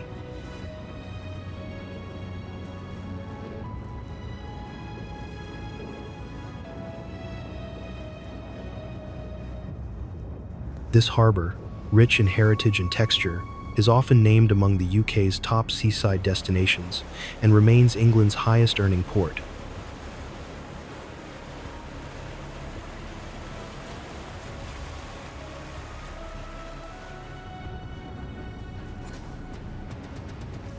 The water inside the harbor is calm and murky, stirred only by boat movements or passing winds.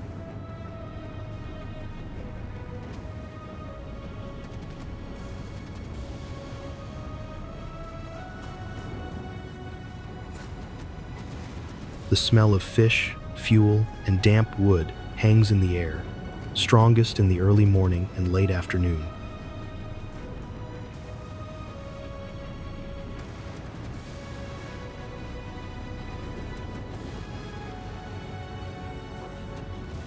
The harbor is built for work. Every detail, from the cleats on the walls to the layout of the moorings, reflects function shaped by routine.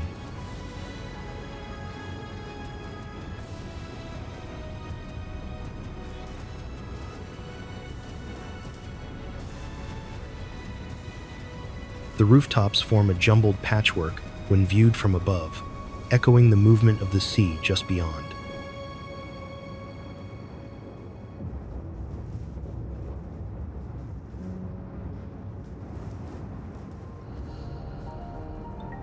Cliffs rise behind parts of the town, their grassy slopes dipping suddenly toward the shoreline in windswept curves.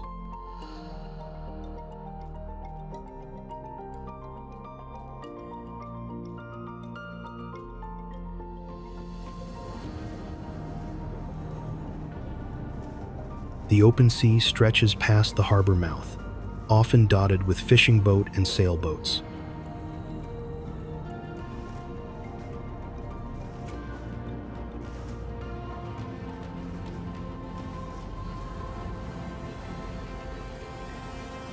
No landmark quite captures London's layered spirit, like the structure that rises where industry meets imagination.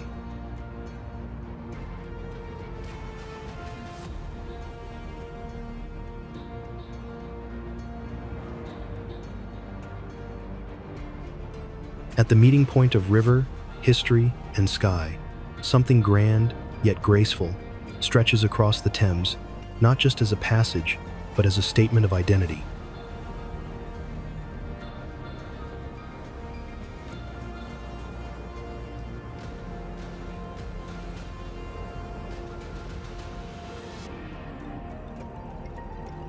Tower Bridge, with its majestic Gothic towers and soaring walkways, stands as London's iconic union of industrial prowess and architectural lyricism.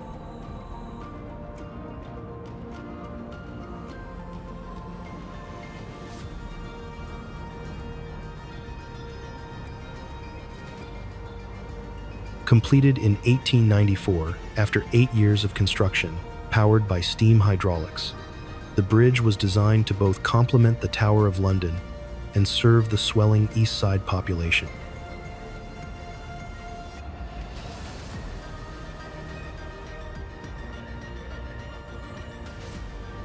Its steel frame, clad in Portland stone and Cornish granite, conceals mechanical strength beneath a poetic facade that has become emblematic of London itself.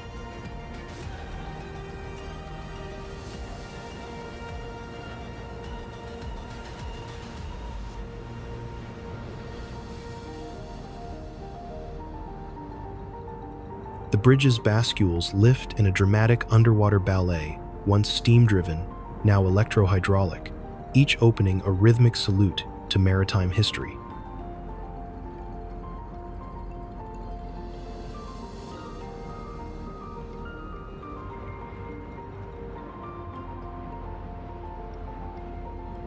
Visitors can walk glass-floored skyways 42 meters above Thames, watching boats glide below and melding fear and fascination in one panoramic gaze.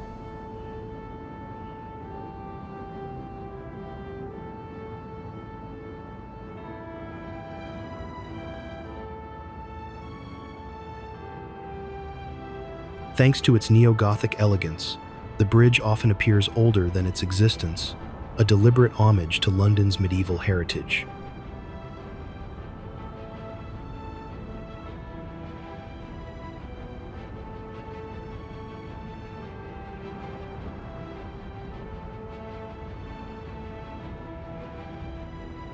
Built by architect Horace Jones and engineer John Wolfe Barry, Tower Bridge was a feat of Victorian ambition and remains a monument of engineering precision and design harmony.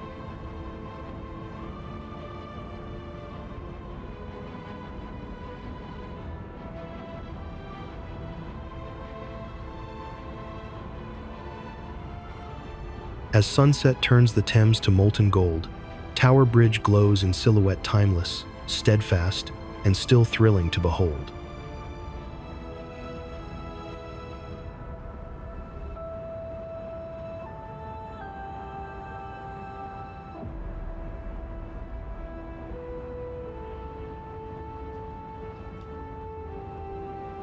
A bridge that lives in movement and memory, Tower Bridge connects not just banks, but eras, emotions, and stories.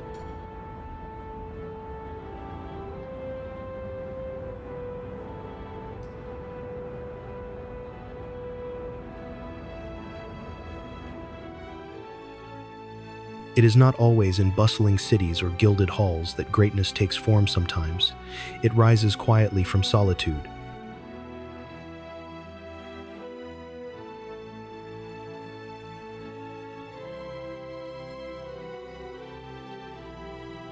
Amid windswept moorland and the hush of open sky, a structure emerges not to dominate the landscape, but to honor it.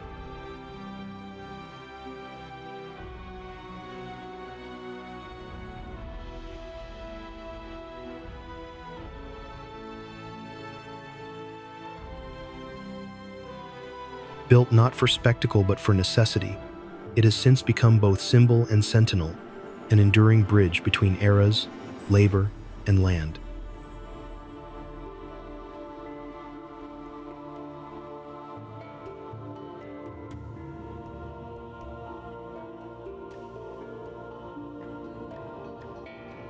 Across the mist-draped terrain of Batty Moss, the Ribblehead Viaduct arches skyward in 24 grand, spans each curve, a triumph of stone, steel, and Victorian will.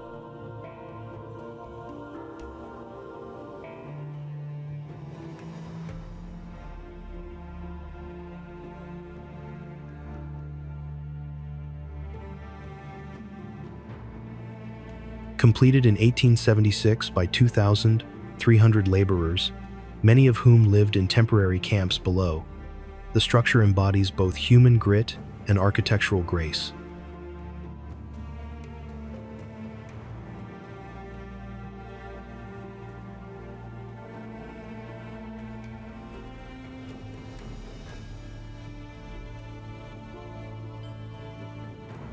Stretching around 400 meters, its arches rise 104 feet, monolithic yet serene, against the open Yorkshire moors.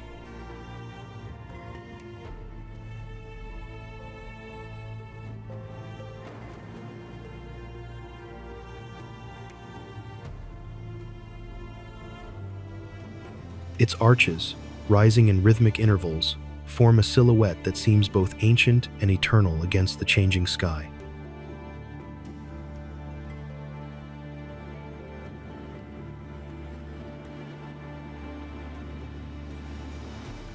Weathered limestone gives the structure a rugged dignity, its surface bearing the marks of storms, seasons, and time itself.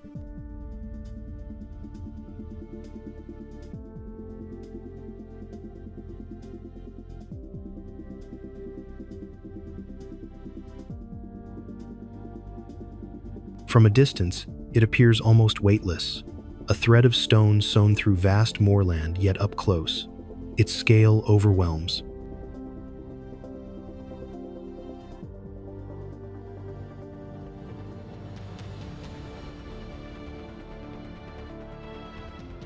Positioned on the famed Settle-Carlisle Railway, the viaduct turns everyday train travel into a journey through sweeping panoramas in Europe's most scenic rail route.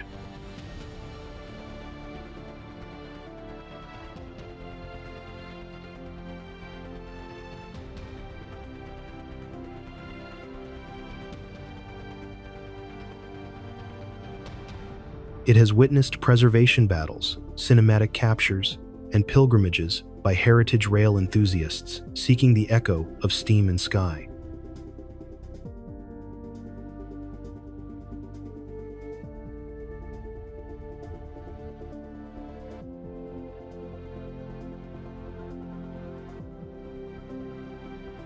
The viaduct feels alive, its stone arches breathing history in Victorian grandeur and Dale's stillness.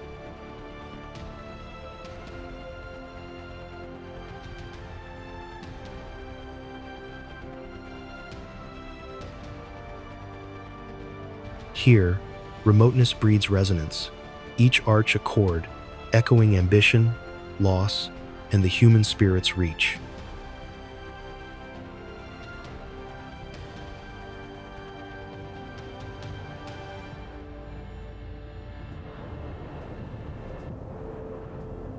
If wonder can be carved from silence and stone, then it surely dwells where the wind weaves through ancient walls.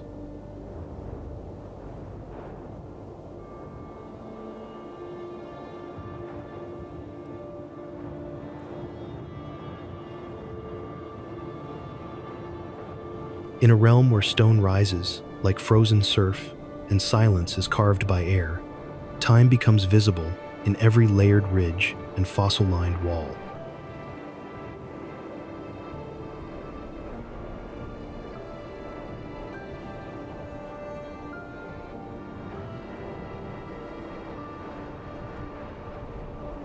Before one even arrives, the land seems to summon with a hush that speaks of deep history and elemental design.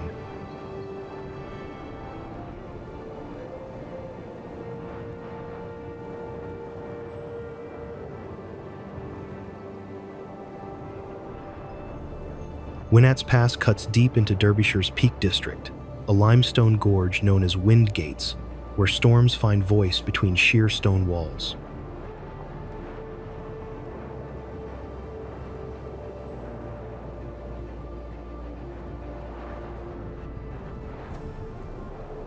Carved from ancient Carboniferous reef, it reveals fossil-rich layers, life from deep time, exposed in limestone tails.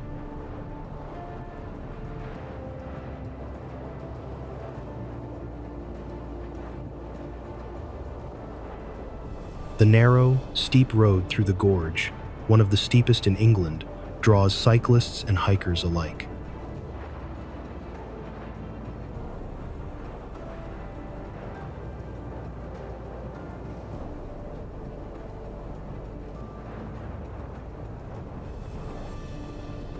Craggy slopes rise sharply on either side, forming a jagged corridor where shadows shift with the passing clouds.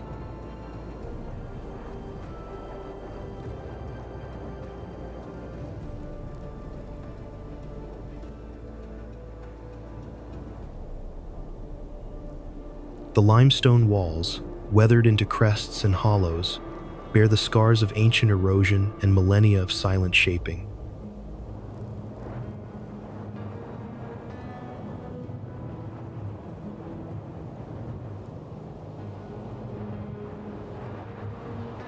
Winnats Pass feels elemental, a natural cathedral carved by water, fossil, and time, where geology and legend overlap.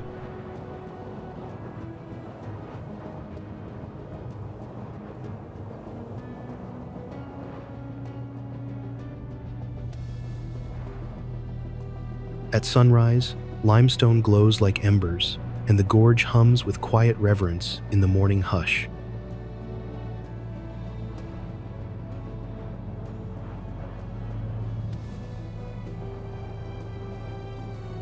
The pass remains both abode and boundary, nature's architecture rendered in wind-carved stone.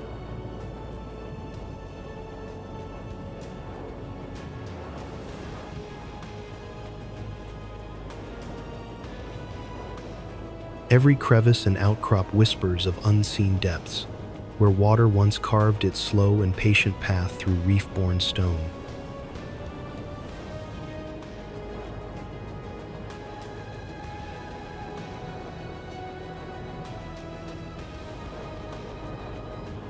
Grasses cling to narrow ledges and wind-raked hollows, softening the harsh rock with patches of green resilience.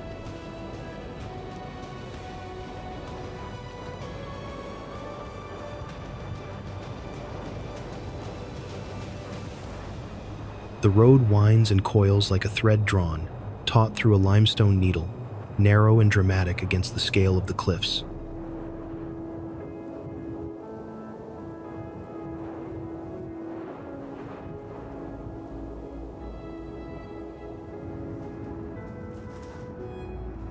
There are towns that seem to have been dreamed into being where the sea speaks gently, the gardens never hurry, and each sunrise feels like an invitation.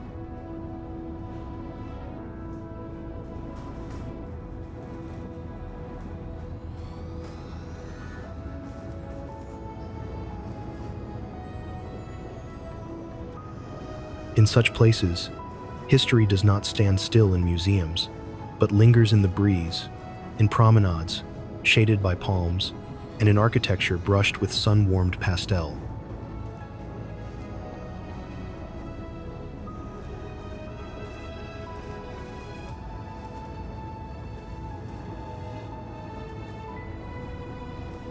Torquay, the elegant heart of the English Riviera, blossoms with palm-lined promenades, pastel villas, and Mediterranean-like light kissing the sea.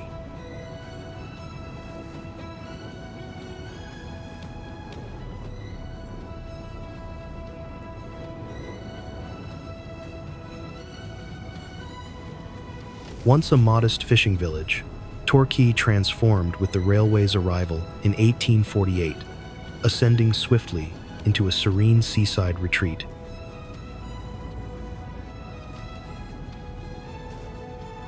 During its Victorian heyday, Torquay hosted cliffside car races and beauty pageants, a resort both refined and festive.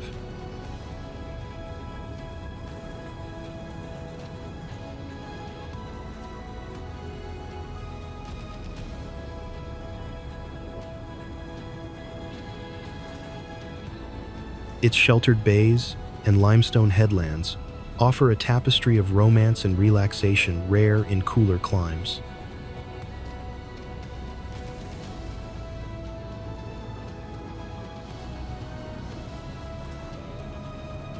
Recently named home to the UK's best B&B, Torquay exemplifies quirky luxury wrapped in coastal comfort.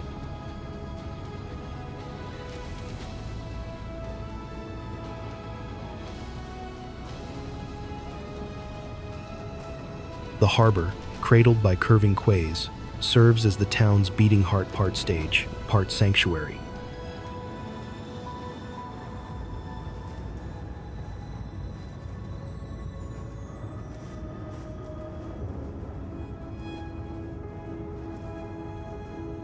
At dusk, its light casts a painter's palette, muted sunset pinks, aquamarine waves, and cliffside hues shifting with tide and time.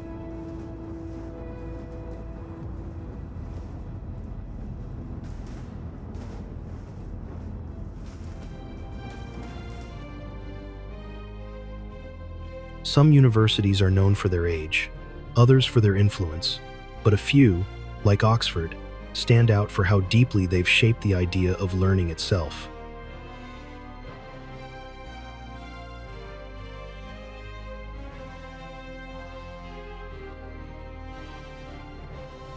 Before it became a formal institution, Oxford began simply with scholars gathering to share ideas centuries ago.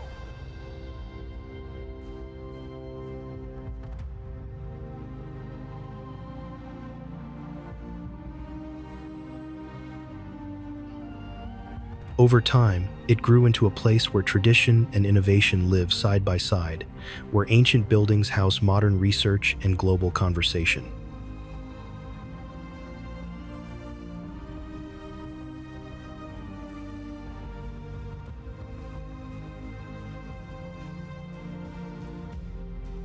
Born from informal gatherings of scholars as early as 1096, Oxford University is the oldest university in the English-speaking world, evolving into a timeless institution of learning.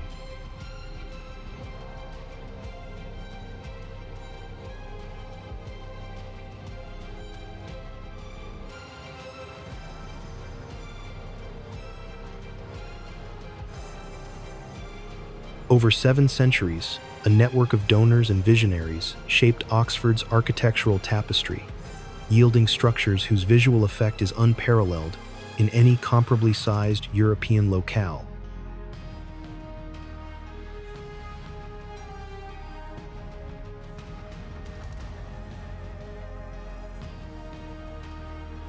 The city's architectural story unfolds in Gothic spires, neoclassical domes, and medieval quadrangles, a layered tableau that tells of evolving aesthetics across eras.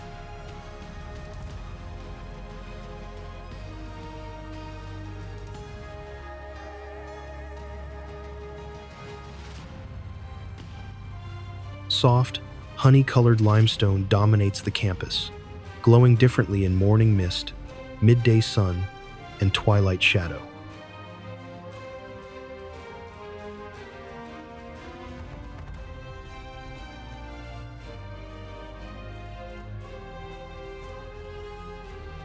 Gothic arches and traceried windows repeat across the university like visual hymns, uniting the old colleges in quiet harmony.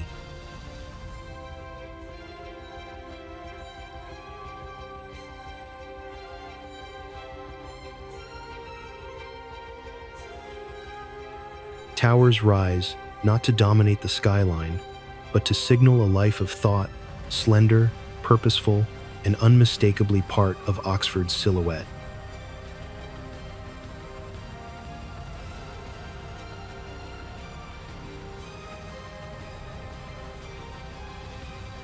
Academic life at Oxford balances centuries-old ceremony with cutting-edge innovation, where students learn from world-class experts and engage in global scholarly dialogue.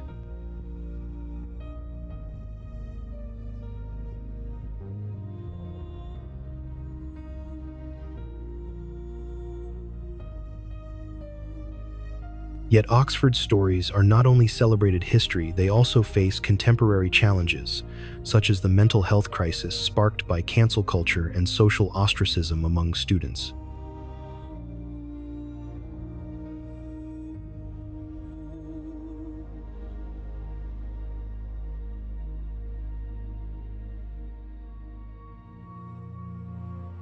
Few cities offer such a seamless blend of history and elegance as Bath, where daily life unfolds amid layers of Roman and Georgian legacy.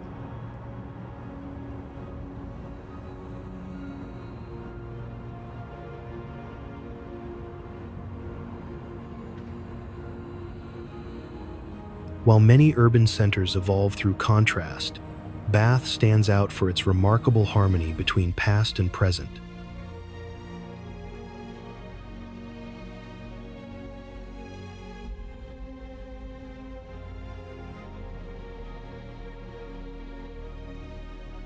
Some destinations charm with their natural beauty, others with architecture, but Bath quietly excels at both.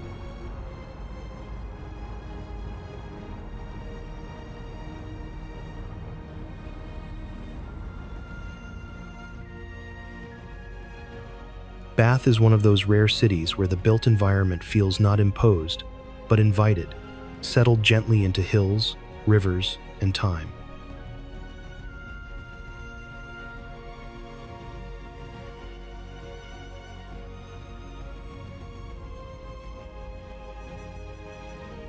Bath's entire cityscape is honored as a UNESCO World Heritage Site, a rare accolade that reflects its mesmerizing blend of Georgian architecture, Roman heritage, and harmonious urban design.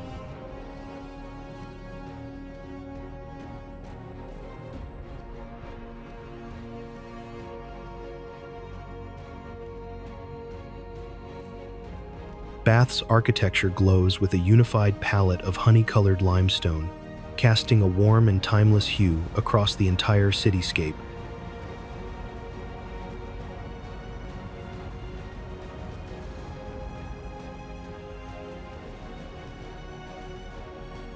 Every facade seems to whisper of symmetry and proportion, reflecting Enlightenment ideals carved into stone and space.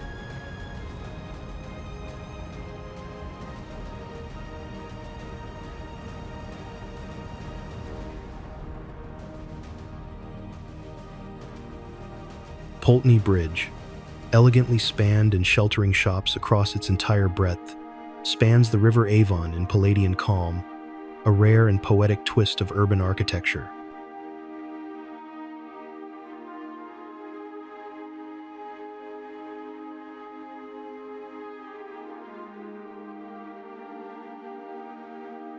The Royal Crescent arcs gently across a sloping lawn, like porcelain carved into sweeping elegance, its uniform Ionic facade reflecting both classical grandeur and pastoral serenity.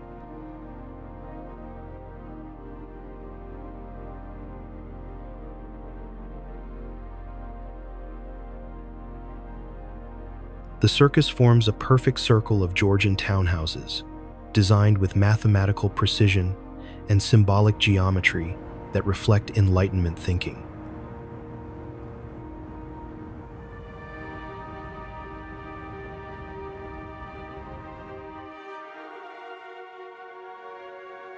Its facade is layered in three classical orders: Doric, Ionic, and Corinthian, stacked in harmonious tiers that echo the architecture of ancient Rome.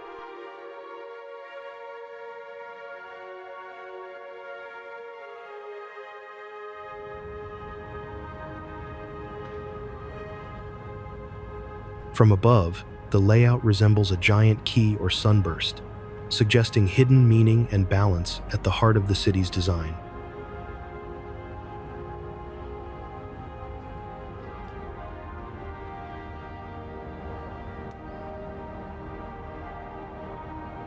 In moments of quiet, the Abbey's fan, vaulting, and angelic sculptures feel like geological conversations written in stone, echoing faith across centuries.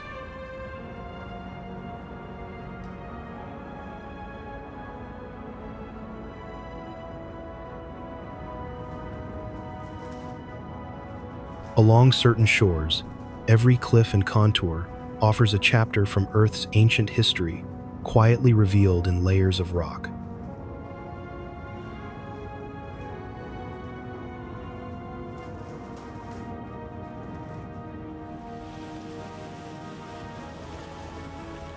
Where land meets sea in raw elegance, nature sometimes leaves behind an open archive of deep time.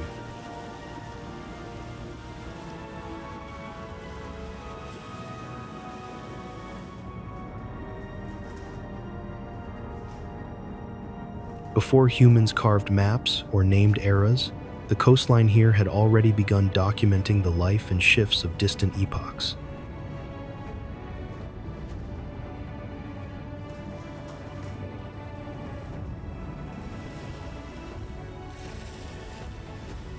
To walk these coastal paths is to step across a timeline of unimaginable scale, where each view holds echoes of vanished worlds.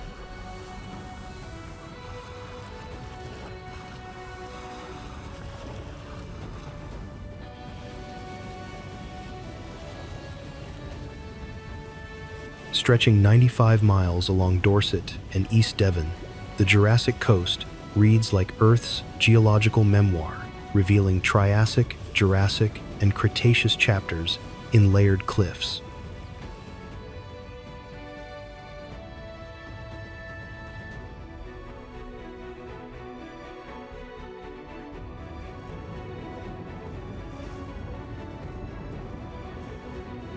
Sunset bathes sandstone and chalk alike in molten hues, while cliffs, bays, and arches rise in patterns sculpted by millions of years of erosion.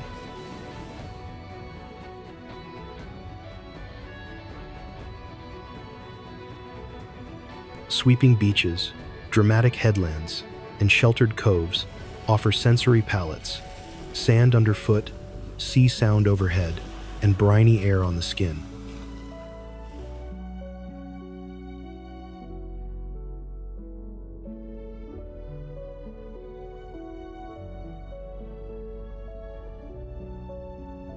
Old hairy rocks punctuate the coastline with stark chalk, stacks their white forms striking against sea and sky in solitary beauty.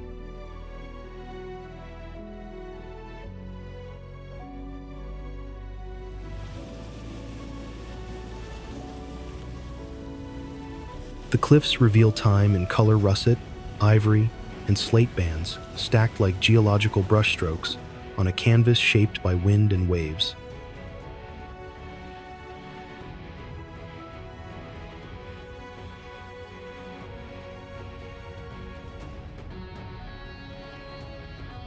Wave-cut platforms stretch into the sea like ancient altars, their surfaces marked by salt, fossil, and silence.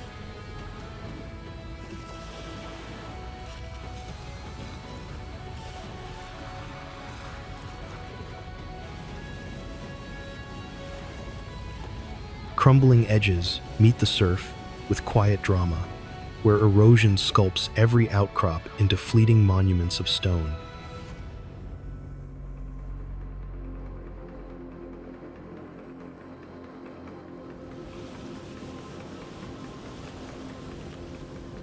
Sheer faces and jagged ledges form natural fortresses, shaped not for defense, but by the steady force of eons.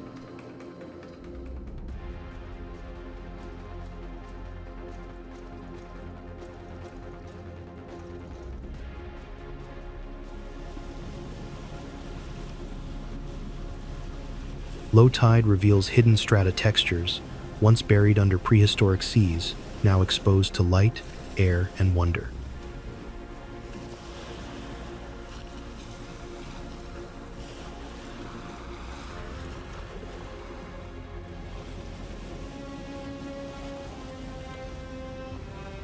The contrast of rugged escarpments and smooth pebble shores creates a visual rhythm that feels both raw and refined.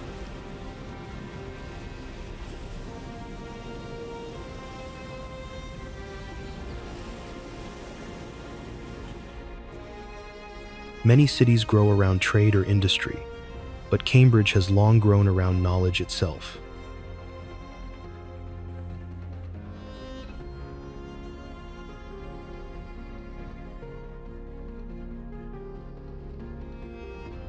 For centuries, it has been a gathering place for thinkers, where tradition shapes daily life as much as innovation drives it forward.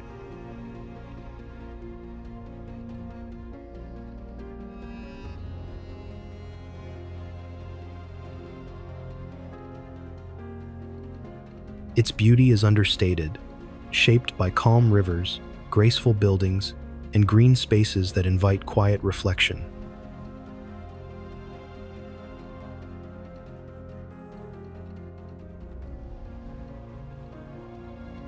Life here seems to move at a thoughtful pace, with history and scholarship woven into the city's very layout.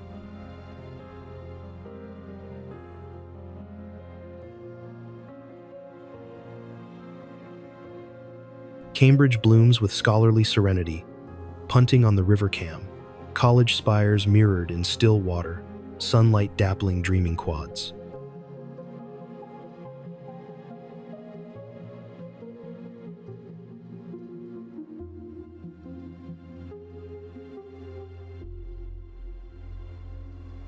Cambridge's green spaces offer calm lawns and open skies where city and scholarly calm meet.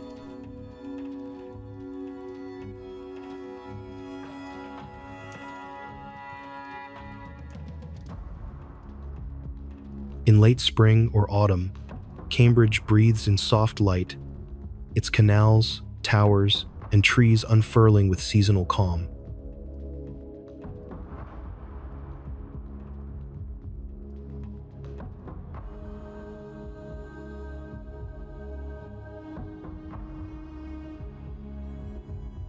The stonework here carries centuries of weathering, its surfaces warmed by sunlight or darkened by rain, each telling of long endurance.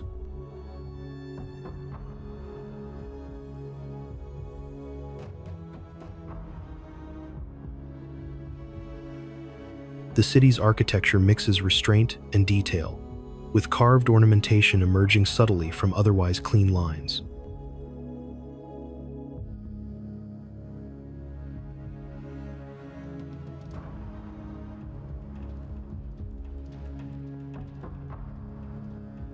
Bridges arch lightly over the river, blending structural precision with the natural flow of the water beneath.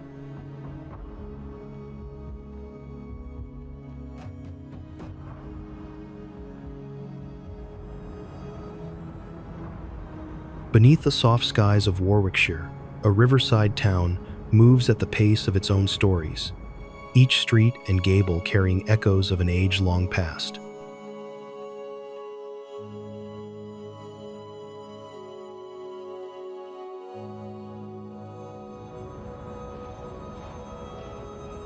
Here, the murmur of water and the warmth of timber beams seem less like features of a place than lines in a living poem.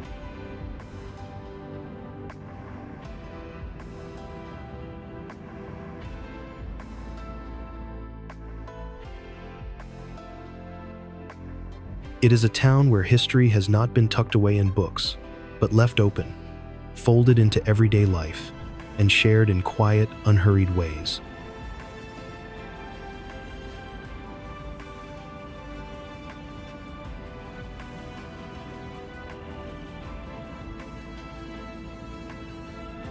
Set gently along the River Avon in rural Warwickshire, Stratford-upon-Avon offers English charm wrapped in pastoral calm.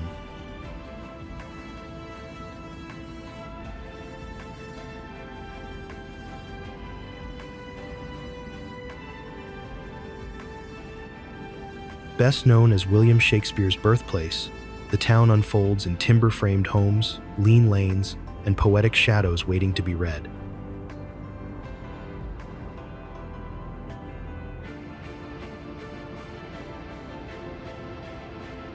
Tudor half-timbered houses with thatch and lead join with Shakespearean lore to form a townscape as vibrant as any Renaissance stage.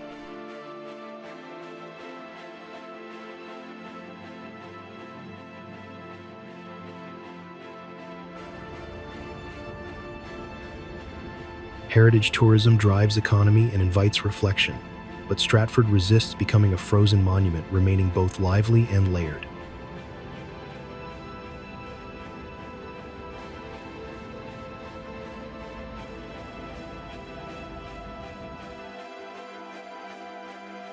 The River Avon's gentle curves mirror the town's own, giving both movement and calm to its character.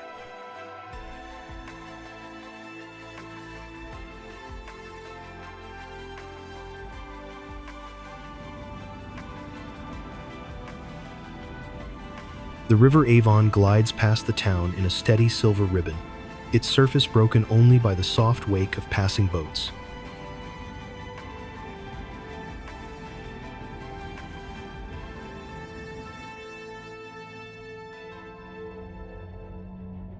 Its timeless flow feels like the heartbeat of Stratford-upon-Avon, steady, enduring, and quietly binding the town together.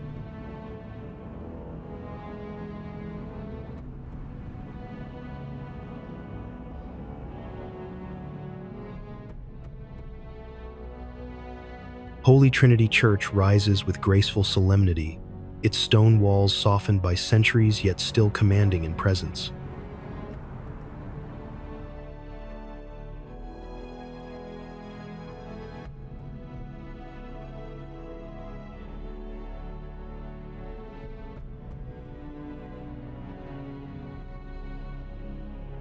Its spire, slender yet sure, points skyward, as if carrying the town's history and hopes into the open air.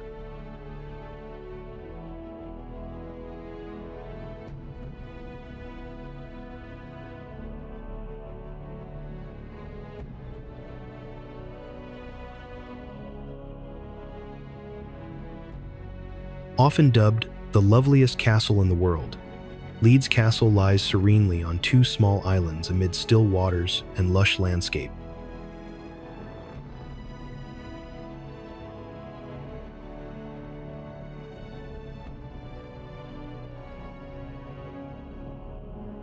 Built originally as a Norman stronghold, it later became a royal retreat, its island setting granting both security and fairy tale grace.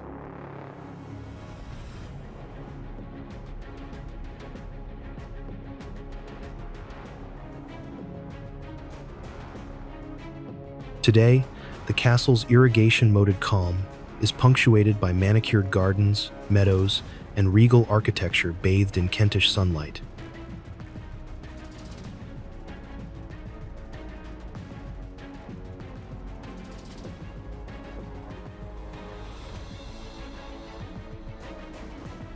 The castle balances sturdiness with serenity, stone ramparts rooted in history, gardens reaching skyward in growing beauty.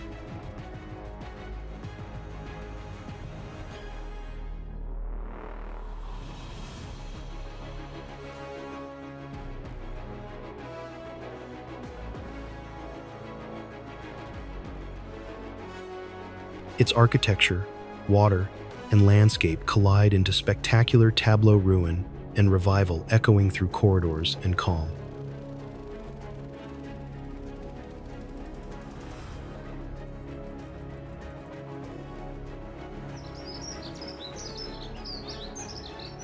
There are places in England where the land seems to speak in layers of stone laid down in ancient seas, of ramparts raised by long-vanished hands, of fields shaped by centuries of quiet work.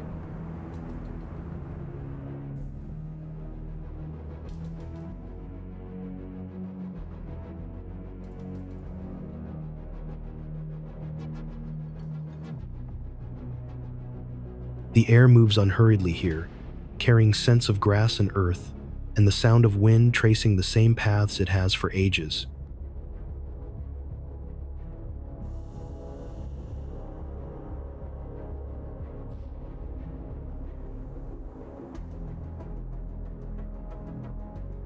What appears simple to the eye is often rich to the mind, each slope and ridge holding more history than its calm surface suggests.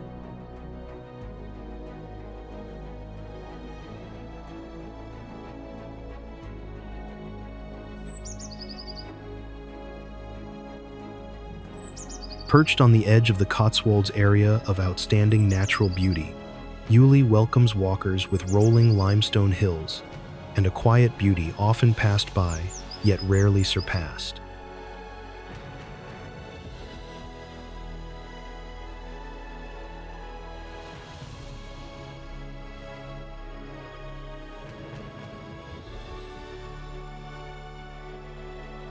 Underfoot, geology unfolds.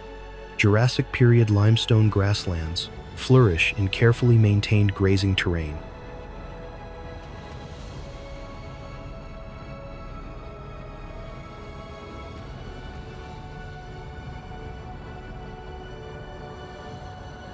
Ewelegh's simplicity is its charm, a village of stone, sky, and history paying quiet tribute to layered human and natural story.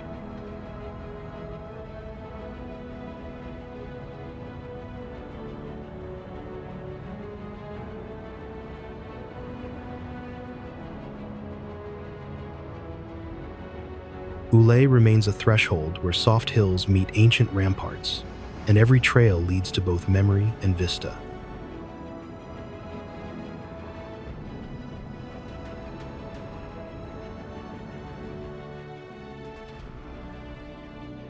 Paths wind between meadows and woodland, their edges softened by wild flowers that change with the turning seasons.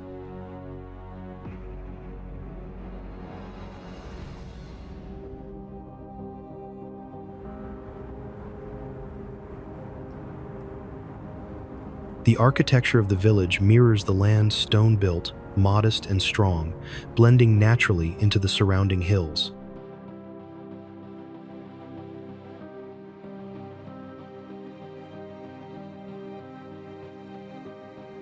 The hills surrounding Eweleigh rise in long, rounded sweeps, their grassy slopes dipping suddenly toward the shoreline in windswept curves.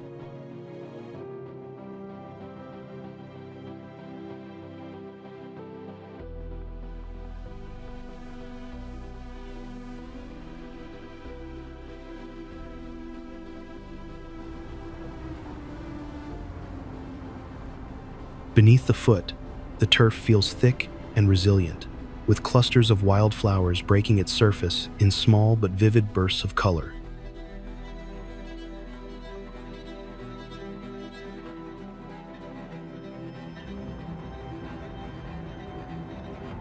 Imagine stepping into a place where every turn feels like a doorway into another century, yet life continues with an easy, modern rhythm.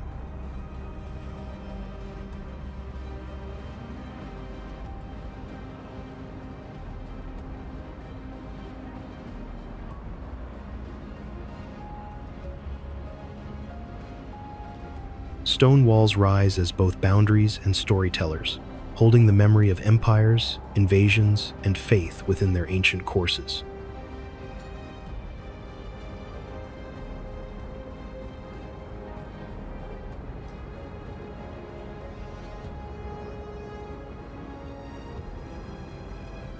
The city seems to speak without words, its streets and skyline forming a dialogue between past and present.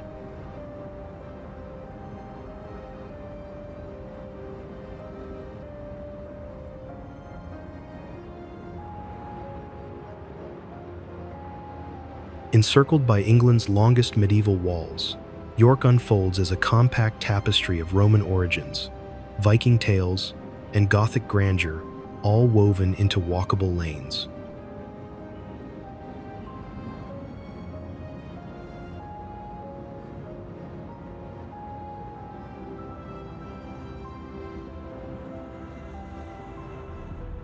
Along the River Ouse, gentle promenades invite peaceful reflection, its calm current mirrored by tranquil evenings and pub frontages.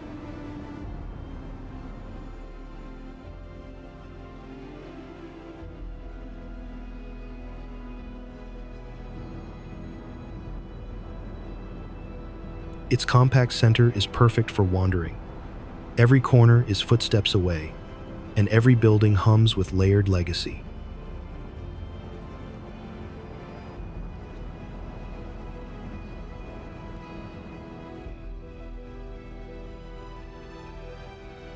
Roundtree Park unfolds in a patchwork of open lawns, shaded paths, and gentle water features that draw both quiet readers and strolling families.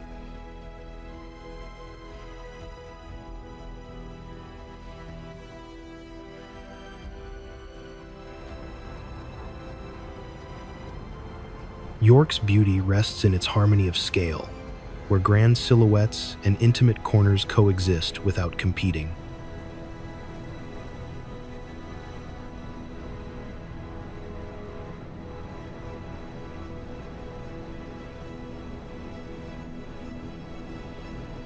At sunset, the city's stonework glows with a mellow amber light, as if the day's warmth has seeped into every wall.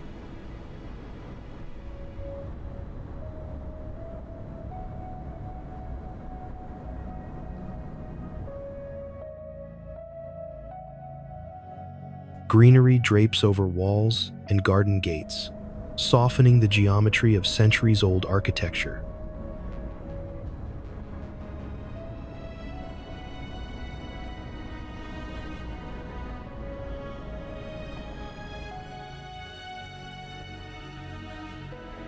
The air carries a blend of river freshness, distant wood smoke, and the faint aroma of baking that drifts from hidden kitchens.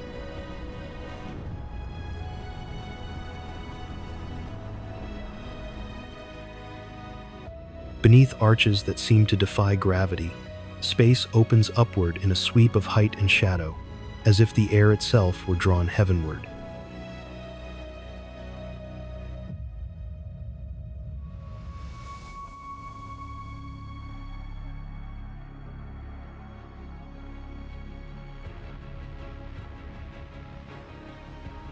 York Minster's soaring Gothic vaults and light-drenched nave unfold like a celestial embrace, blending architectural awe with spiritual hush in equal measure.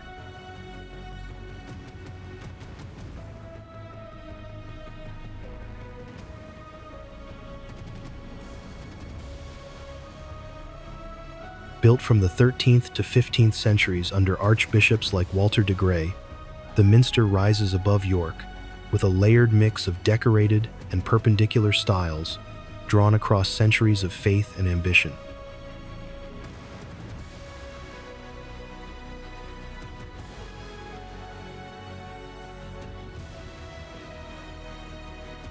Its vast facade seems to breathe in the changing light, with tracery and pinnacles that catch both dawn's pale blush and dusk's deepening gold.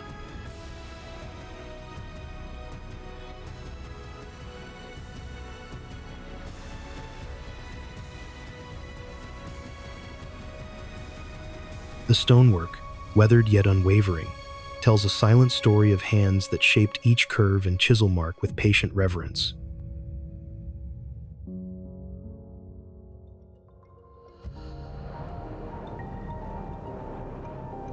Nestled deep within the wooded grasp of the Rye Valley, Rievaulx Abbey's soaring Gothic ruins stand as quiet sentinels amid tranquil hills, a haunting vision of monastic grace and solitude.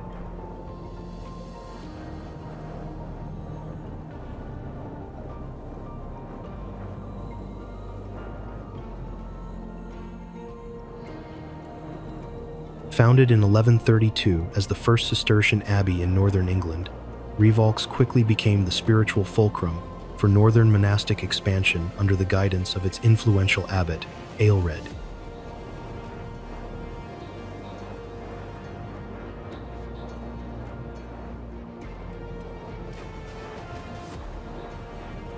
The chapter house, built during this golden age, features its famously unique, rounded east end, an architectural innovation among Cistercian monastic designs of Europe.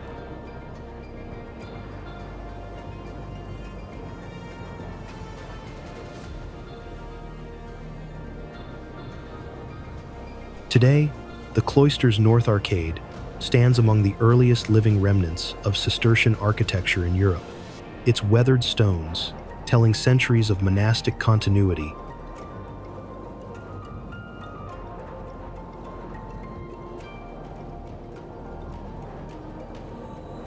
The abbey's transformation from a flourishing spiritual powerhouse to cinematic ruin captivated 18th century poets and modern pilgrims alike, merging faith with aesthetic revelation.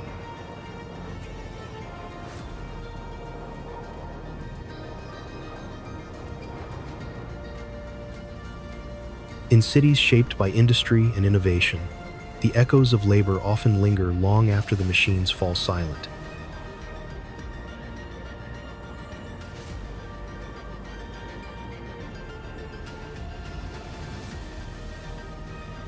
Where once steel and sweat defined a place, new rhythms emerge, melding heritage with creativity and unexpected harmony.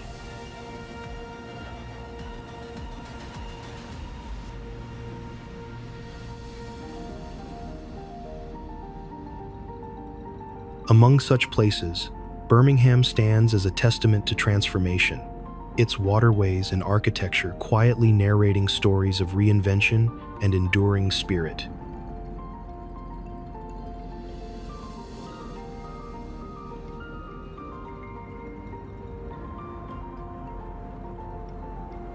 Once famed as the workshop of the world, Birmingham still pulses with industrious grace, where canals and repurposed warehouses speak of reinvention and resilience.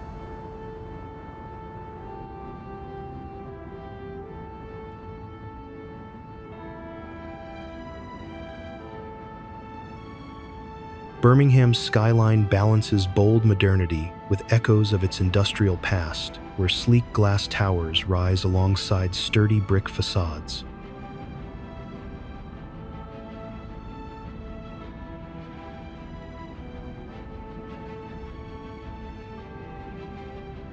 Old warehouses and factories, once centers of relentless labor, have been transformed into vibrant hubs where art, culture, and community converge.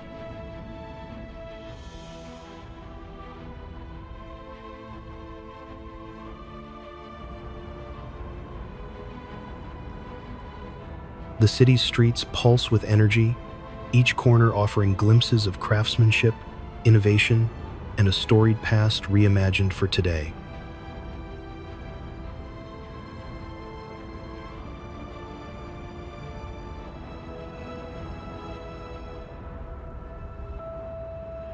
Green spaces punctuate the urban fabric, offering quiet retreats amid the city's dynamic, ever-evolving pace.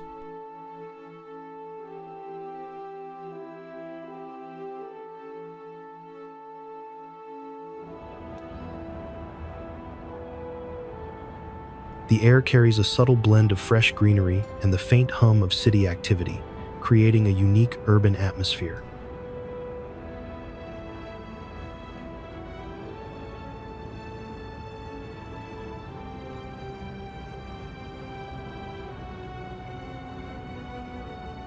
The contrast between open skies and the city's architectural silhouettes creates a striking backdrop that changes with weather and time.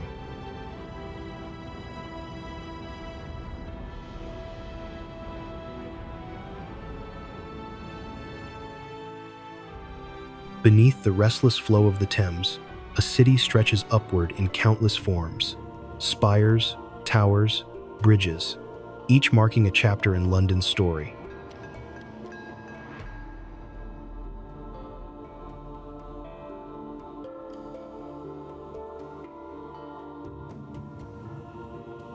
Some structures stand still, etched in stone and memory, while others embrace movement, drawing the eye to shifting horizons.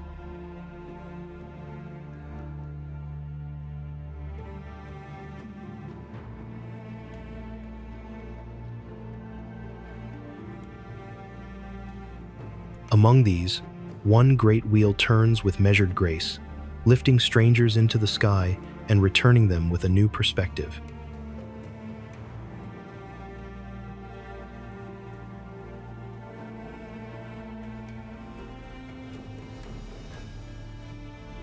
Rising from the Thames like a giant glittering ring, the London Eye transforms London's skyline into a modern fairy tale of steel and glass, drawing 3.5 million visitors each year.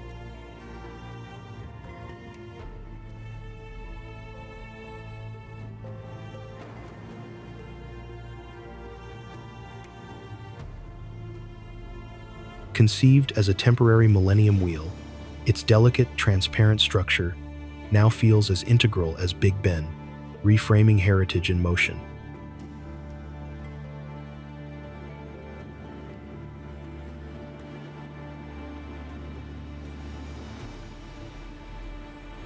The Eye's 32 capsules, numbered from 1 to 33, but missing 13, rotate in silent grace, offering 360-degree panoramas from Westminster to the Shard.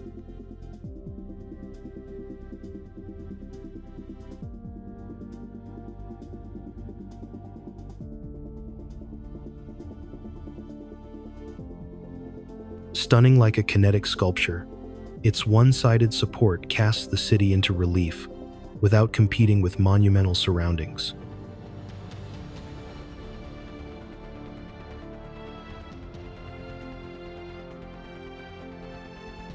Designed by David Marks and Julia Barfield to echo the cycle of life, the Eye remains both engineering feat and poetic metaphor above London's heart.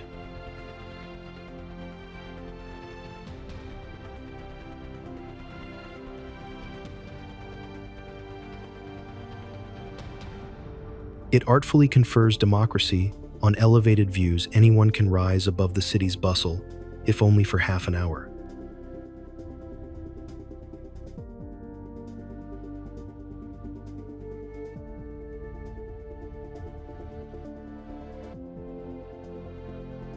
This is architecture that moves invigorating city, senses, and collective gaze with shared wonder and quiet ascendancy.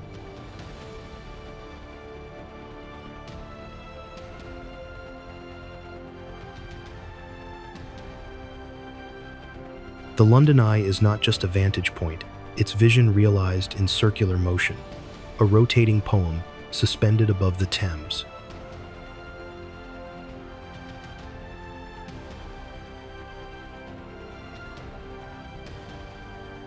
From each pod, the city becomes a mosaic of memory and possibility, framed in gentle curvature.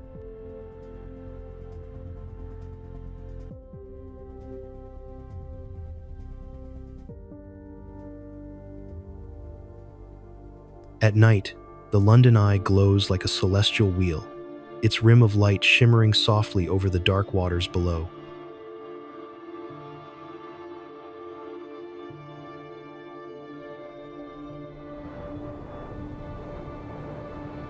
Rising from Warwickshire's red sandstone earth, Kenilworth Castle stands as a monumental testament to medieval ambition and Tudor courtly grandeur.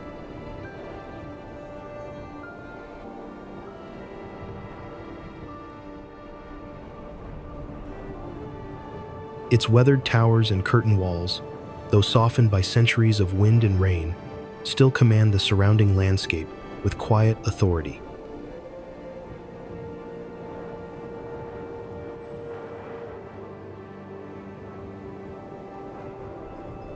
The rich red hue of the stone deepens under the setting sun, giving the fortress an almost regal glow against the rolling green fields.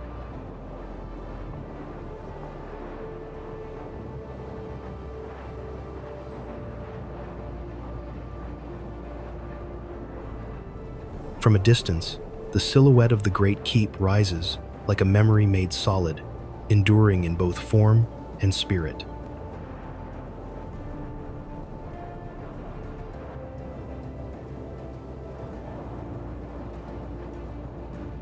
Long before modern streets and shopfronts claimed the banks of the River Avon, the landscape was guarded by walls that spoke in the language of power and permanence.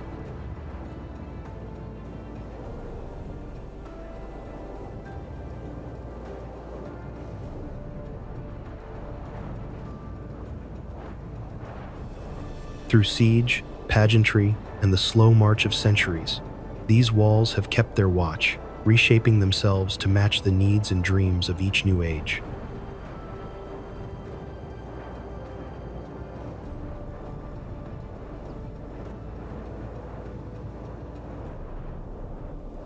Rising above the water on its commanding sandstone bluff, one fortress in particular has carried its story from conquest to grandeur without losing its sense of drama.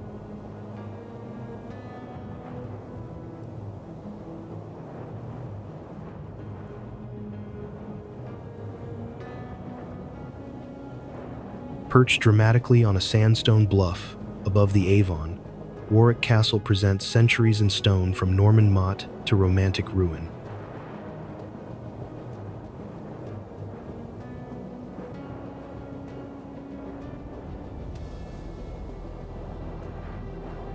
Founded in 1068 by William the Conqueror, it evolved from wooden fort to fortified stone stronghold under Henry I and the Beaumont line.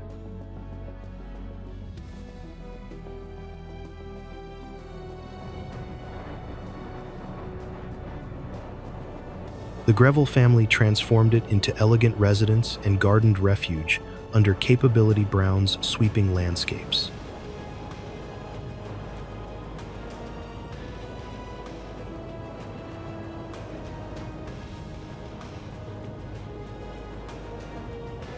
Its curtain walls rise in weathered tiers, their stone blocks mellowed to warm gold by centuries of sun and rain.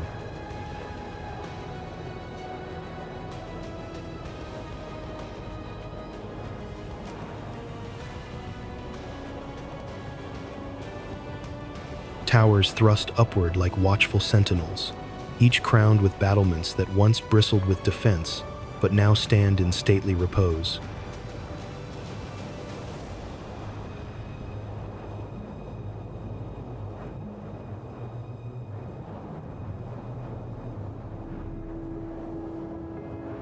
Arched windows punctuate the facades, their tracery softening the fortress's martial lines with delicate geometry.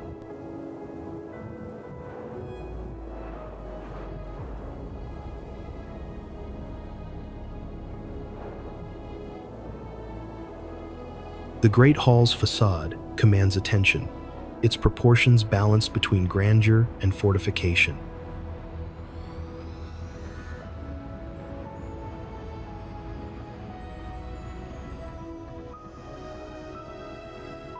The masonry bears subtle chisel marks, each a silent trace of the hands that shaped and set it.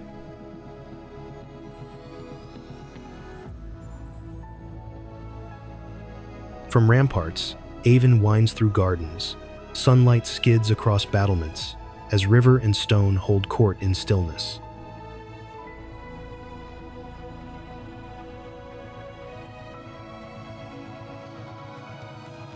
Whether ghostly, quiet, or festival vivid, Warwick weaves history into every corridor, courtyard, and garden vista.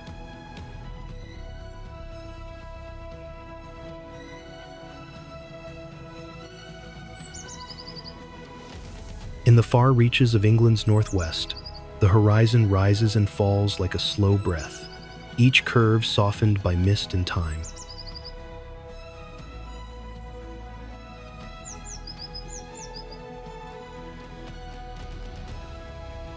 Here, the air tastes of rain and stone, and light moves across the land as if painting an endless, patient masterpiece.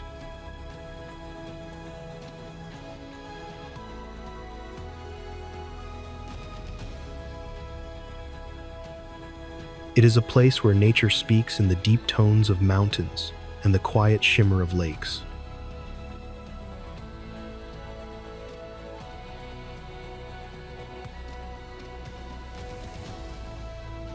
Here lie England's mightiest fells and clearest lakes, mists rising from Windermere and Ullswater, valleys carved by ice and etched by poetry.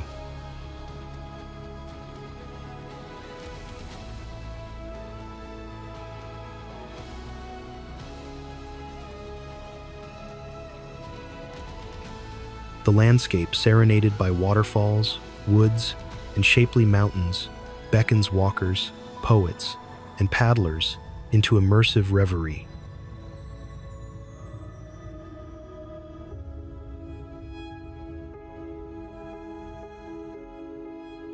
William Wordsworth called it the loveliest spot man hath ever found, his words echoing in every lake-swept panorama.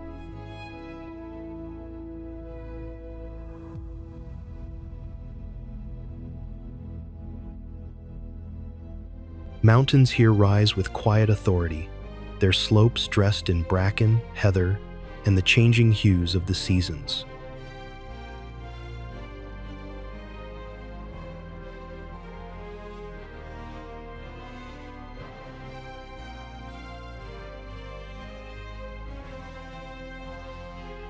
In morning light, the still waters turn to mirrors, doubling the drama of peaks and clouds in perfect reflection.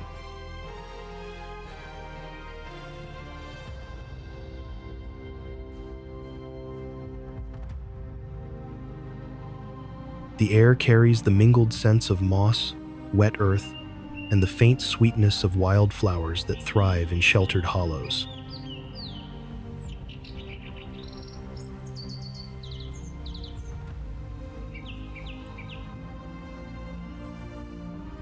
Geology's artistry shows in U-shaped valleys, volcanic peaks, and glaciated ridges, crowned by ancient woodland.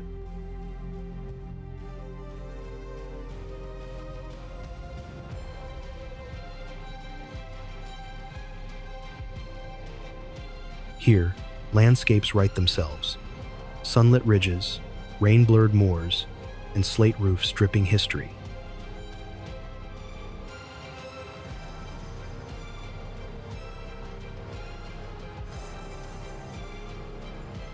The region remains a living canvas, unchanged and evolving, romance and rewilding dancing in each breeze.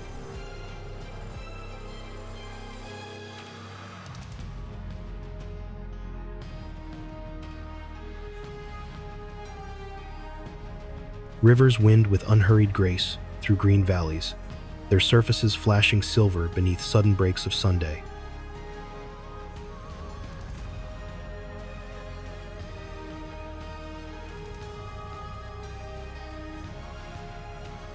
Between London's restless hum and the Severn's broad tide lies a land where time seems to loiter in the lanes.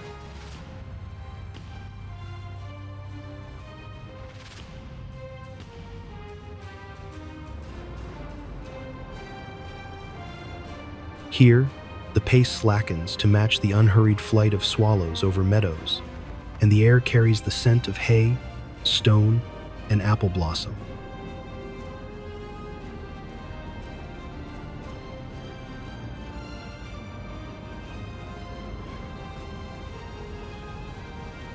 It is a countryside shaped not by grand events, but by the steady rhythms of grazing flocks, changing seasons, and centuries of quiet craftsmanship.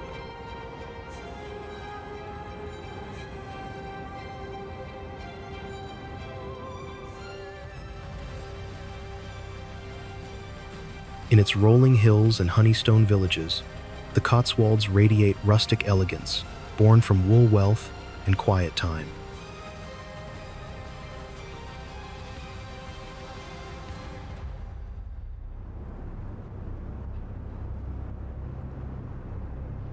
Cottage roofs crowned with warm limestone glow in afternoon light architecture like soft poetry against green pasture.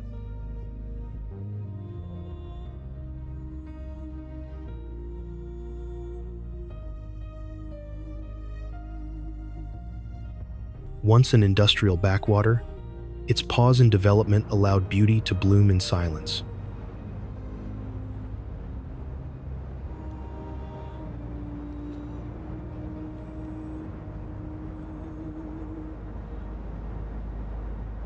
Chipping Campden's arts and crafts legacy and Broadway's bohemian colony layered Cotswolds in cultural roots.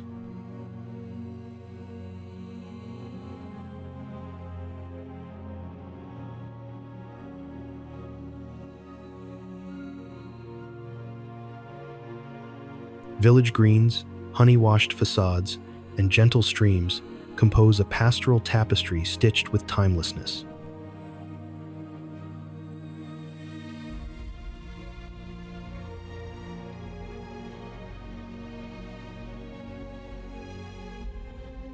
Each stone wall, arched bridge, and ancient street freezes a moment of English idyll.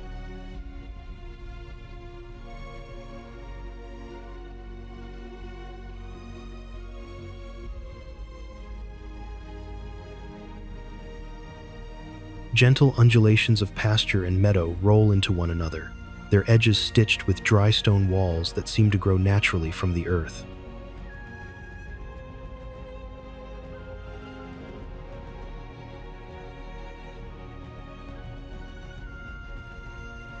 Here, every sunset turns cottages golden, reminding that quiet remains among structures made for leisure, not haste.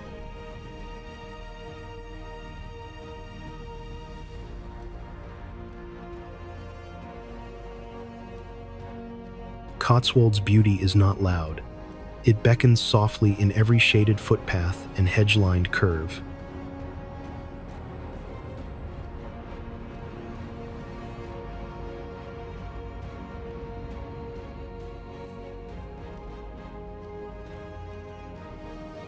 Ancient churches rise modestly above the villages, their spires slender as if mindful not to disturb the sky.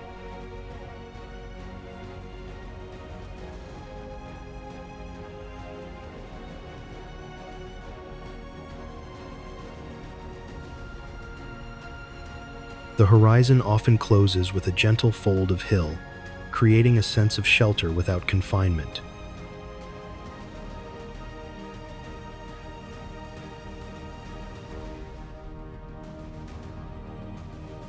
Beyond the winding fields of Kent, where orchards scent the air and rivers wind toward the sea, a city rises from layers of devotion and history.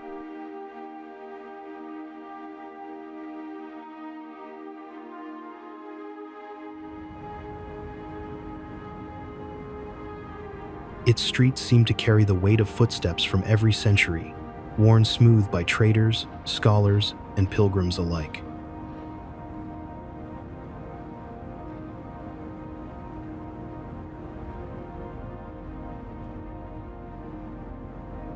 Here, faith is not merely preserved in stone, it lives in the rhythm of bells, the shimmer of stained glass, and the quiet hush beneath vaulted ceilings.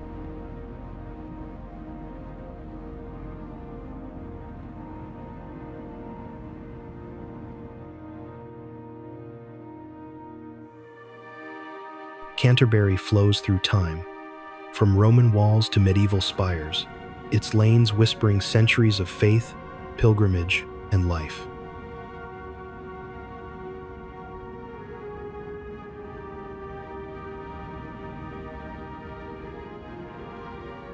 Dominated by its awe-inspiring cathedral, the city glows in holy arches, stained glass, and the violent legacy of Thomas Becket's martyrdom.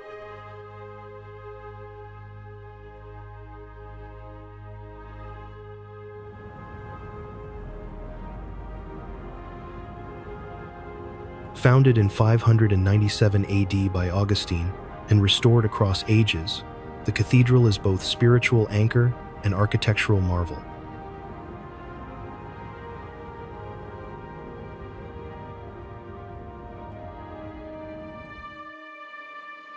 Its west facade rises in layers of pointed arches, tracery, and sculpted saints, each detail etched against the shifting English sky.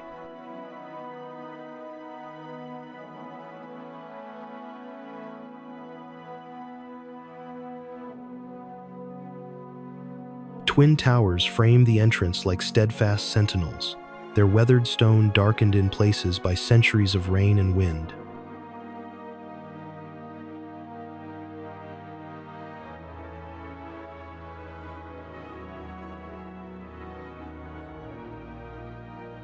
Flying buttresses sweep outward in elegant arcs, their stone curves marrying strength with grace.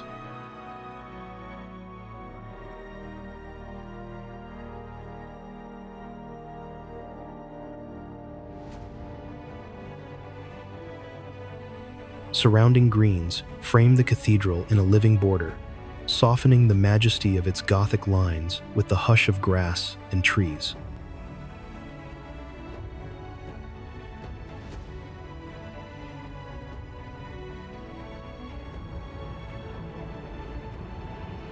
Medieval Westgate Tower stands guard its battlements, offering elevated views over gardens, river, and urban quilt.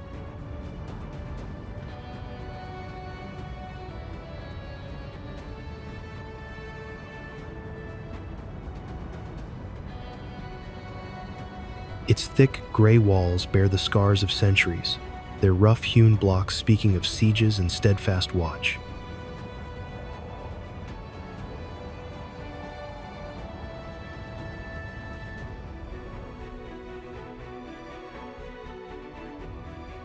Riverside walks and punted cruises mirror cathedral spires, pairing water's shimmer with stone's stillness.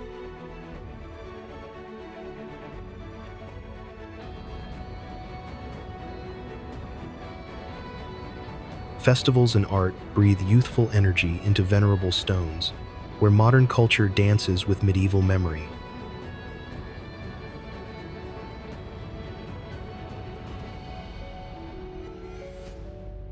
Brighton's beloved Palace Pier extends 1,722 feet into the sea.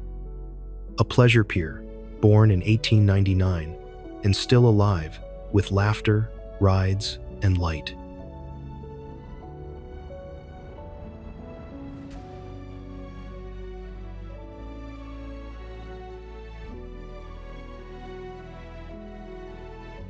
Grade 2 listed and richly planked, it hosts roller coasters, carousels, haunted houses, and iconography that glints under night's shimmer.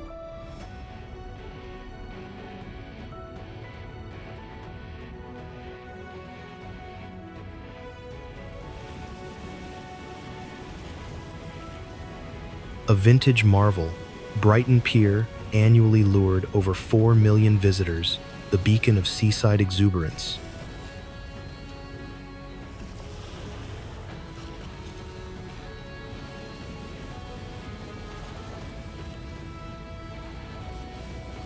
Its timber deck, weathered by more than a century of tides and footsteps, gleams with a silvery patina when caught in morning light.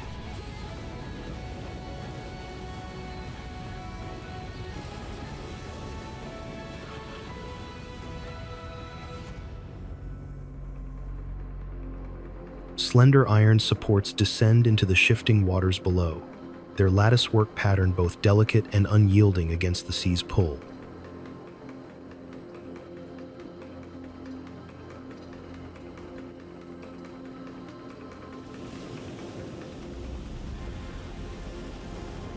The pier's linear sweep draws the eye toward the horizon, where its white painted railings seem to dissolve into mist.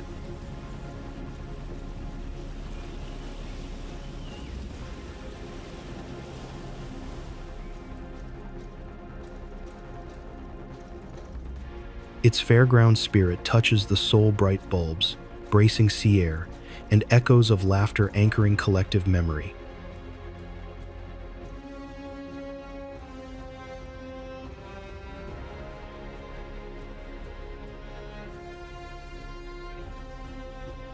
In 2024, a £1 summer admission was introduced on weekends to sustain the pier's charm amid rising maintenance costs.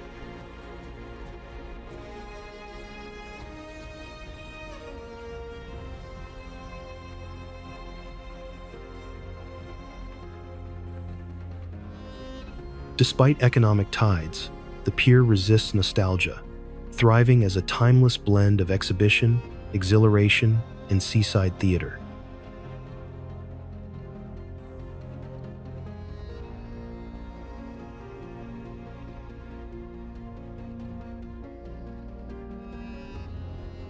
Whether spinning on rides or strolling under starlit cabling, visitors feel the pier's heartbeat, joy, and motion.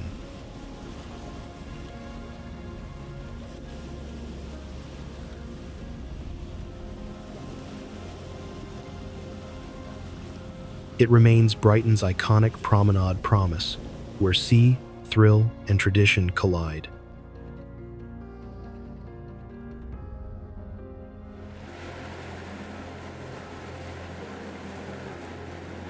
In fairgrounds beneath London skies, Brighton Pier echoes coastal resilience, fun, and flair in salt-kissed air.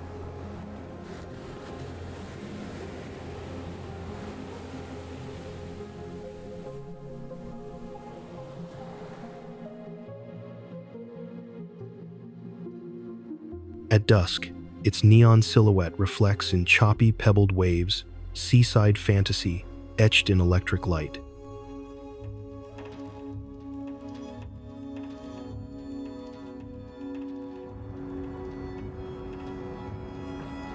Salt hangs in the air like an unbroken promise, carried inland by breezes that curl around terraces and sunlit balconies.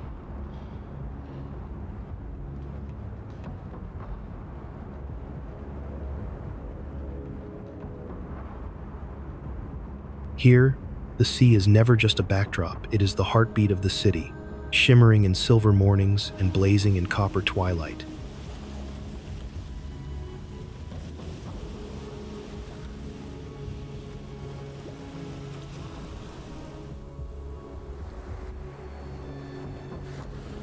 Brighton's charm lies not only in its grand architecture or vibrant streets, but in the way every view feels both intimate and infinite.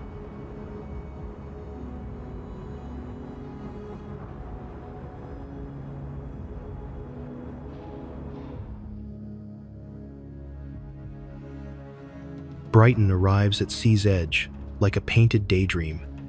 Regency crescents, pastel facades, and the Royal Pavilion's minarets rising in exotic flourish.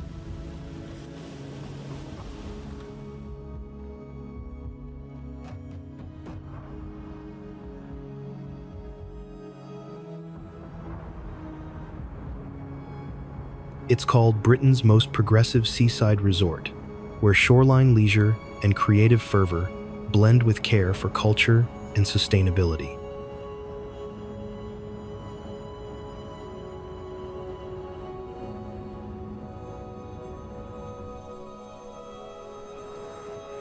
The sound of waves here is a lullaby of rhythm and respite, grounding city dreamers in each tidal sigh.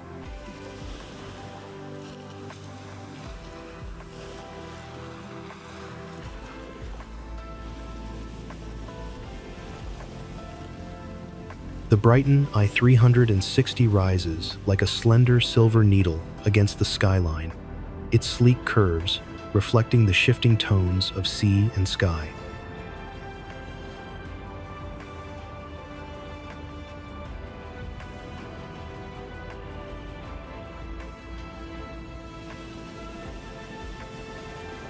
From a distance, the glass observation pod glides upward with quiet precision, a slow ascent that feels almost like drifting into the clouds.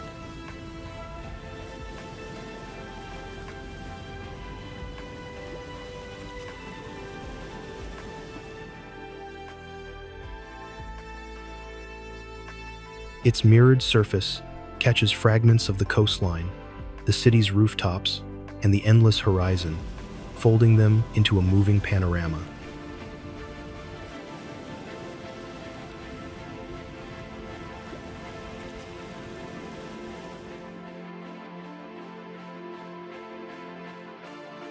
Brighton's seafront stretches in a long, clear line, with the open horizon meeting the steady roll of the English Channel.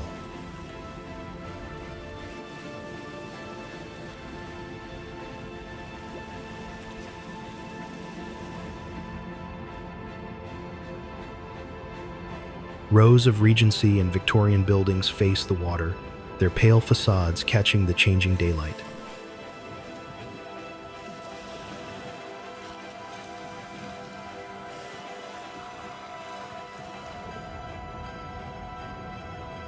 Breezes carry the scent of salt and seaweed, mingling with the faint aroma of roasted coffee drifting from the streets inland.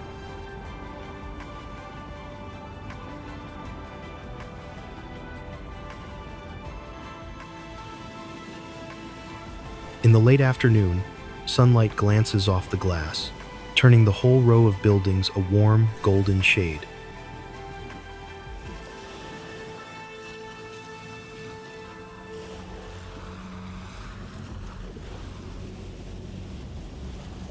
Even gray skies cannot mute Brighton's 360 degrees panorama. It bursts with awareness, color, and invitation to stay.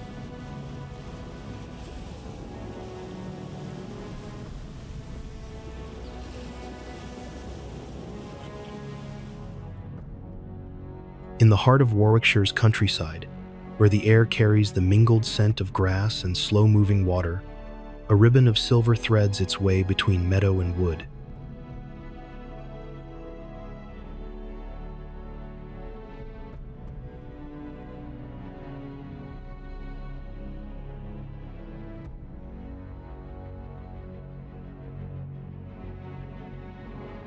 It does not rush, nor does it demand notice, yet its presence shapes the land, feeding roots, sheltering wildlife, and reflecting the moods of the sky above.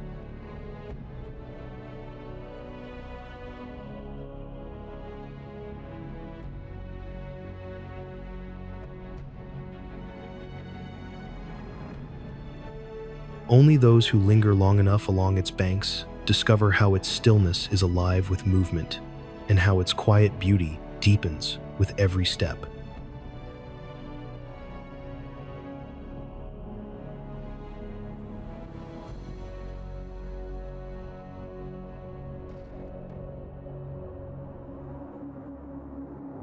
Serene and shimmering, the River Arrow winds gently through grassland and woodland near Alcester, offering quiet beauty where willows dip into pebbly banks.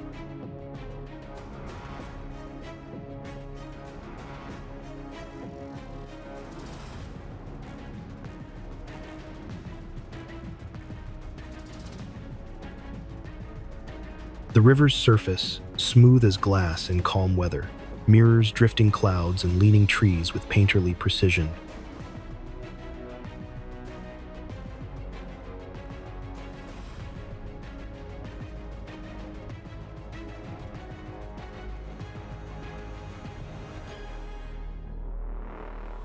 In places, the water narrows, curling around roots and fallen branches in eddies that speak of patient, unhurried time.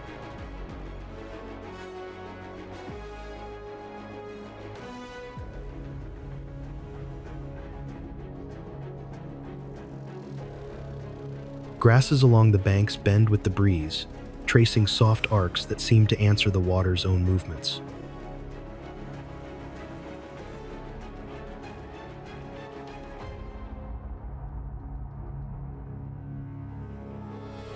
The river's bends are soft and sinuous, shaping the land in curves that invite the eye to wander.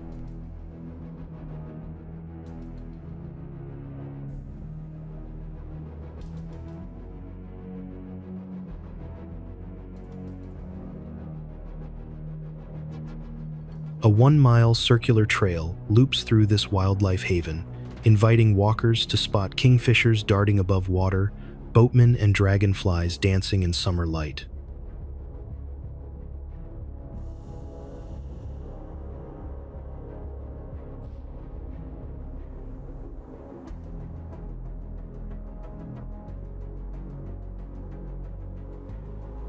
River Arrow's banks resonate with the hush of natural calm, an immersion in pastoral peace close to historic Alcester.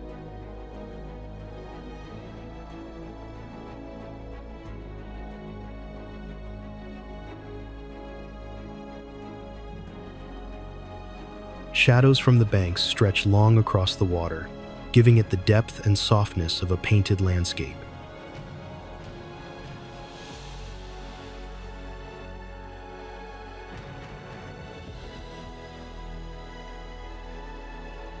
Its flow carries the muted murmur of water over stone, a sound that blends effortlessly with the rustle of leaves overhead.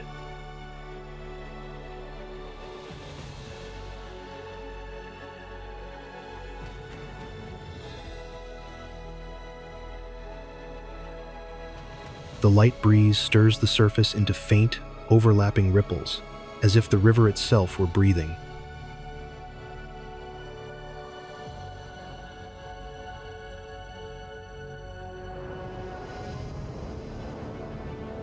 Nestled in a valley where silence seems to settle like mist, a long sweep of water stretches between fells.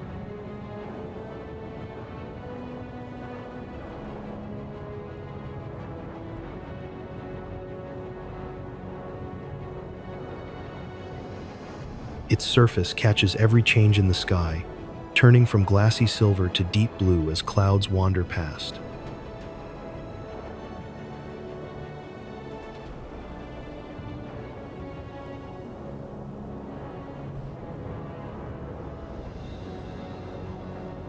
Time here moves with the rhythm of ripples, unhurried and unbound, as though the landscape itself has forgotten haste.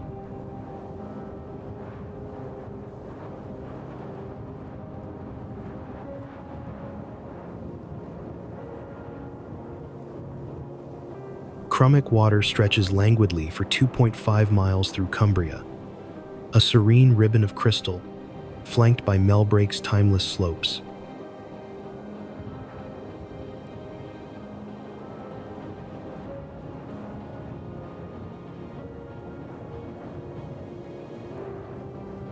Once part of a single ancient lake with buttermere and Loweswater, Crummock now reflects sky and fell with mirrored grace.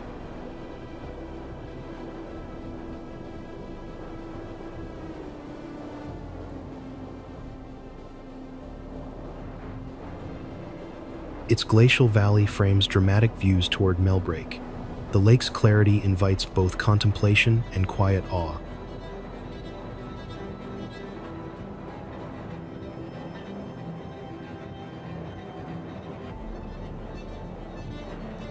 In morning light, the water glows with a pale translucence, revealing smooth stones and drifting strands of green beneath its surface.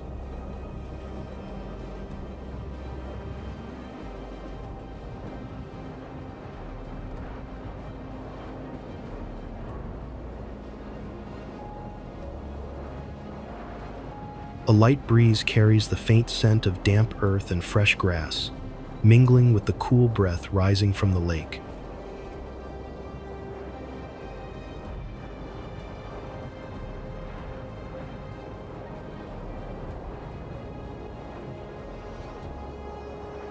Steep slopes rise directly from the shoreline in places, their rugged contours mirrored in wavering reflection.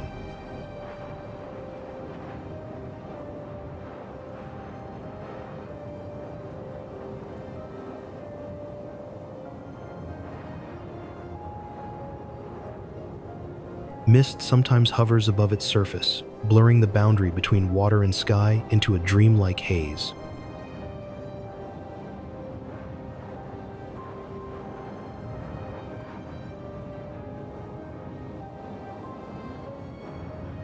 In autumn, the surrounding bracken and trees burn with gold and rust, their colors doubling in the calm shallows.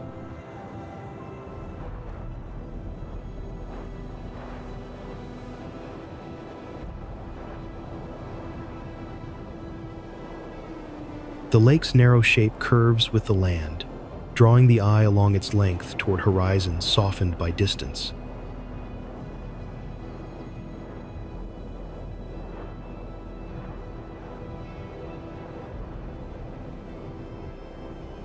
Less crowded than its neighbors, Crummock offers peaceful shores where you can picnic, paddle, or simply breathe in solitude.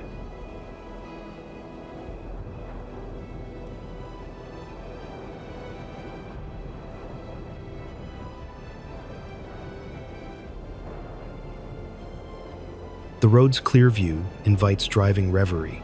The path's quiet walk offers visual meditation around each curve.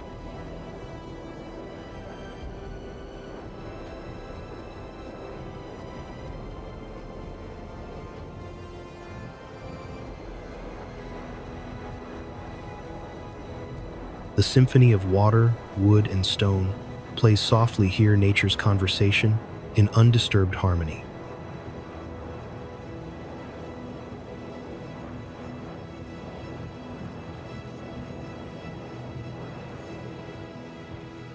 This is the end of our journey through the wonders of England.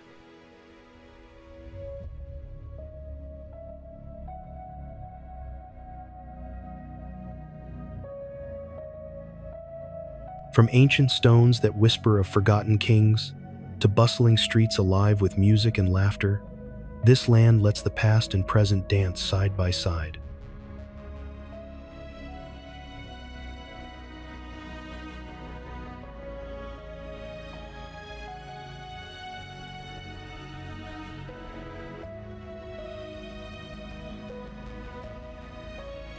Its wonders are not only carved into cathedral walls or framed by rolling hills, they live in daily rituals, in shared smiles over tea, and in the timeless charm of its towns and landscapes.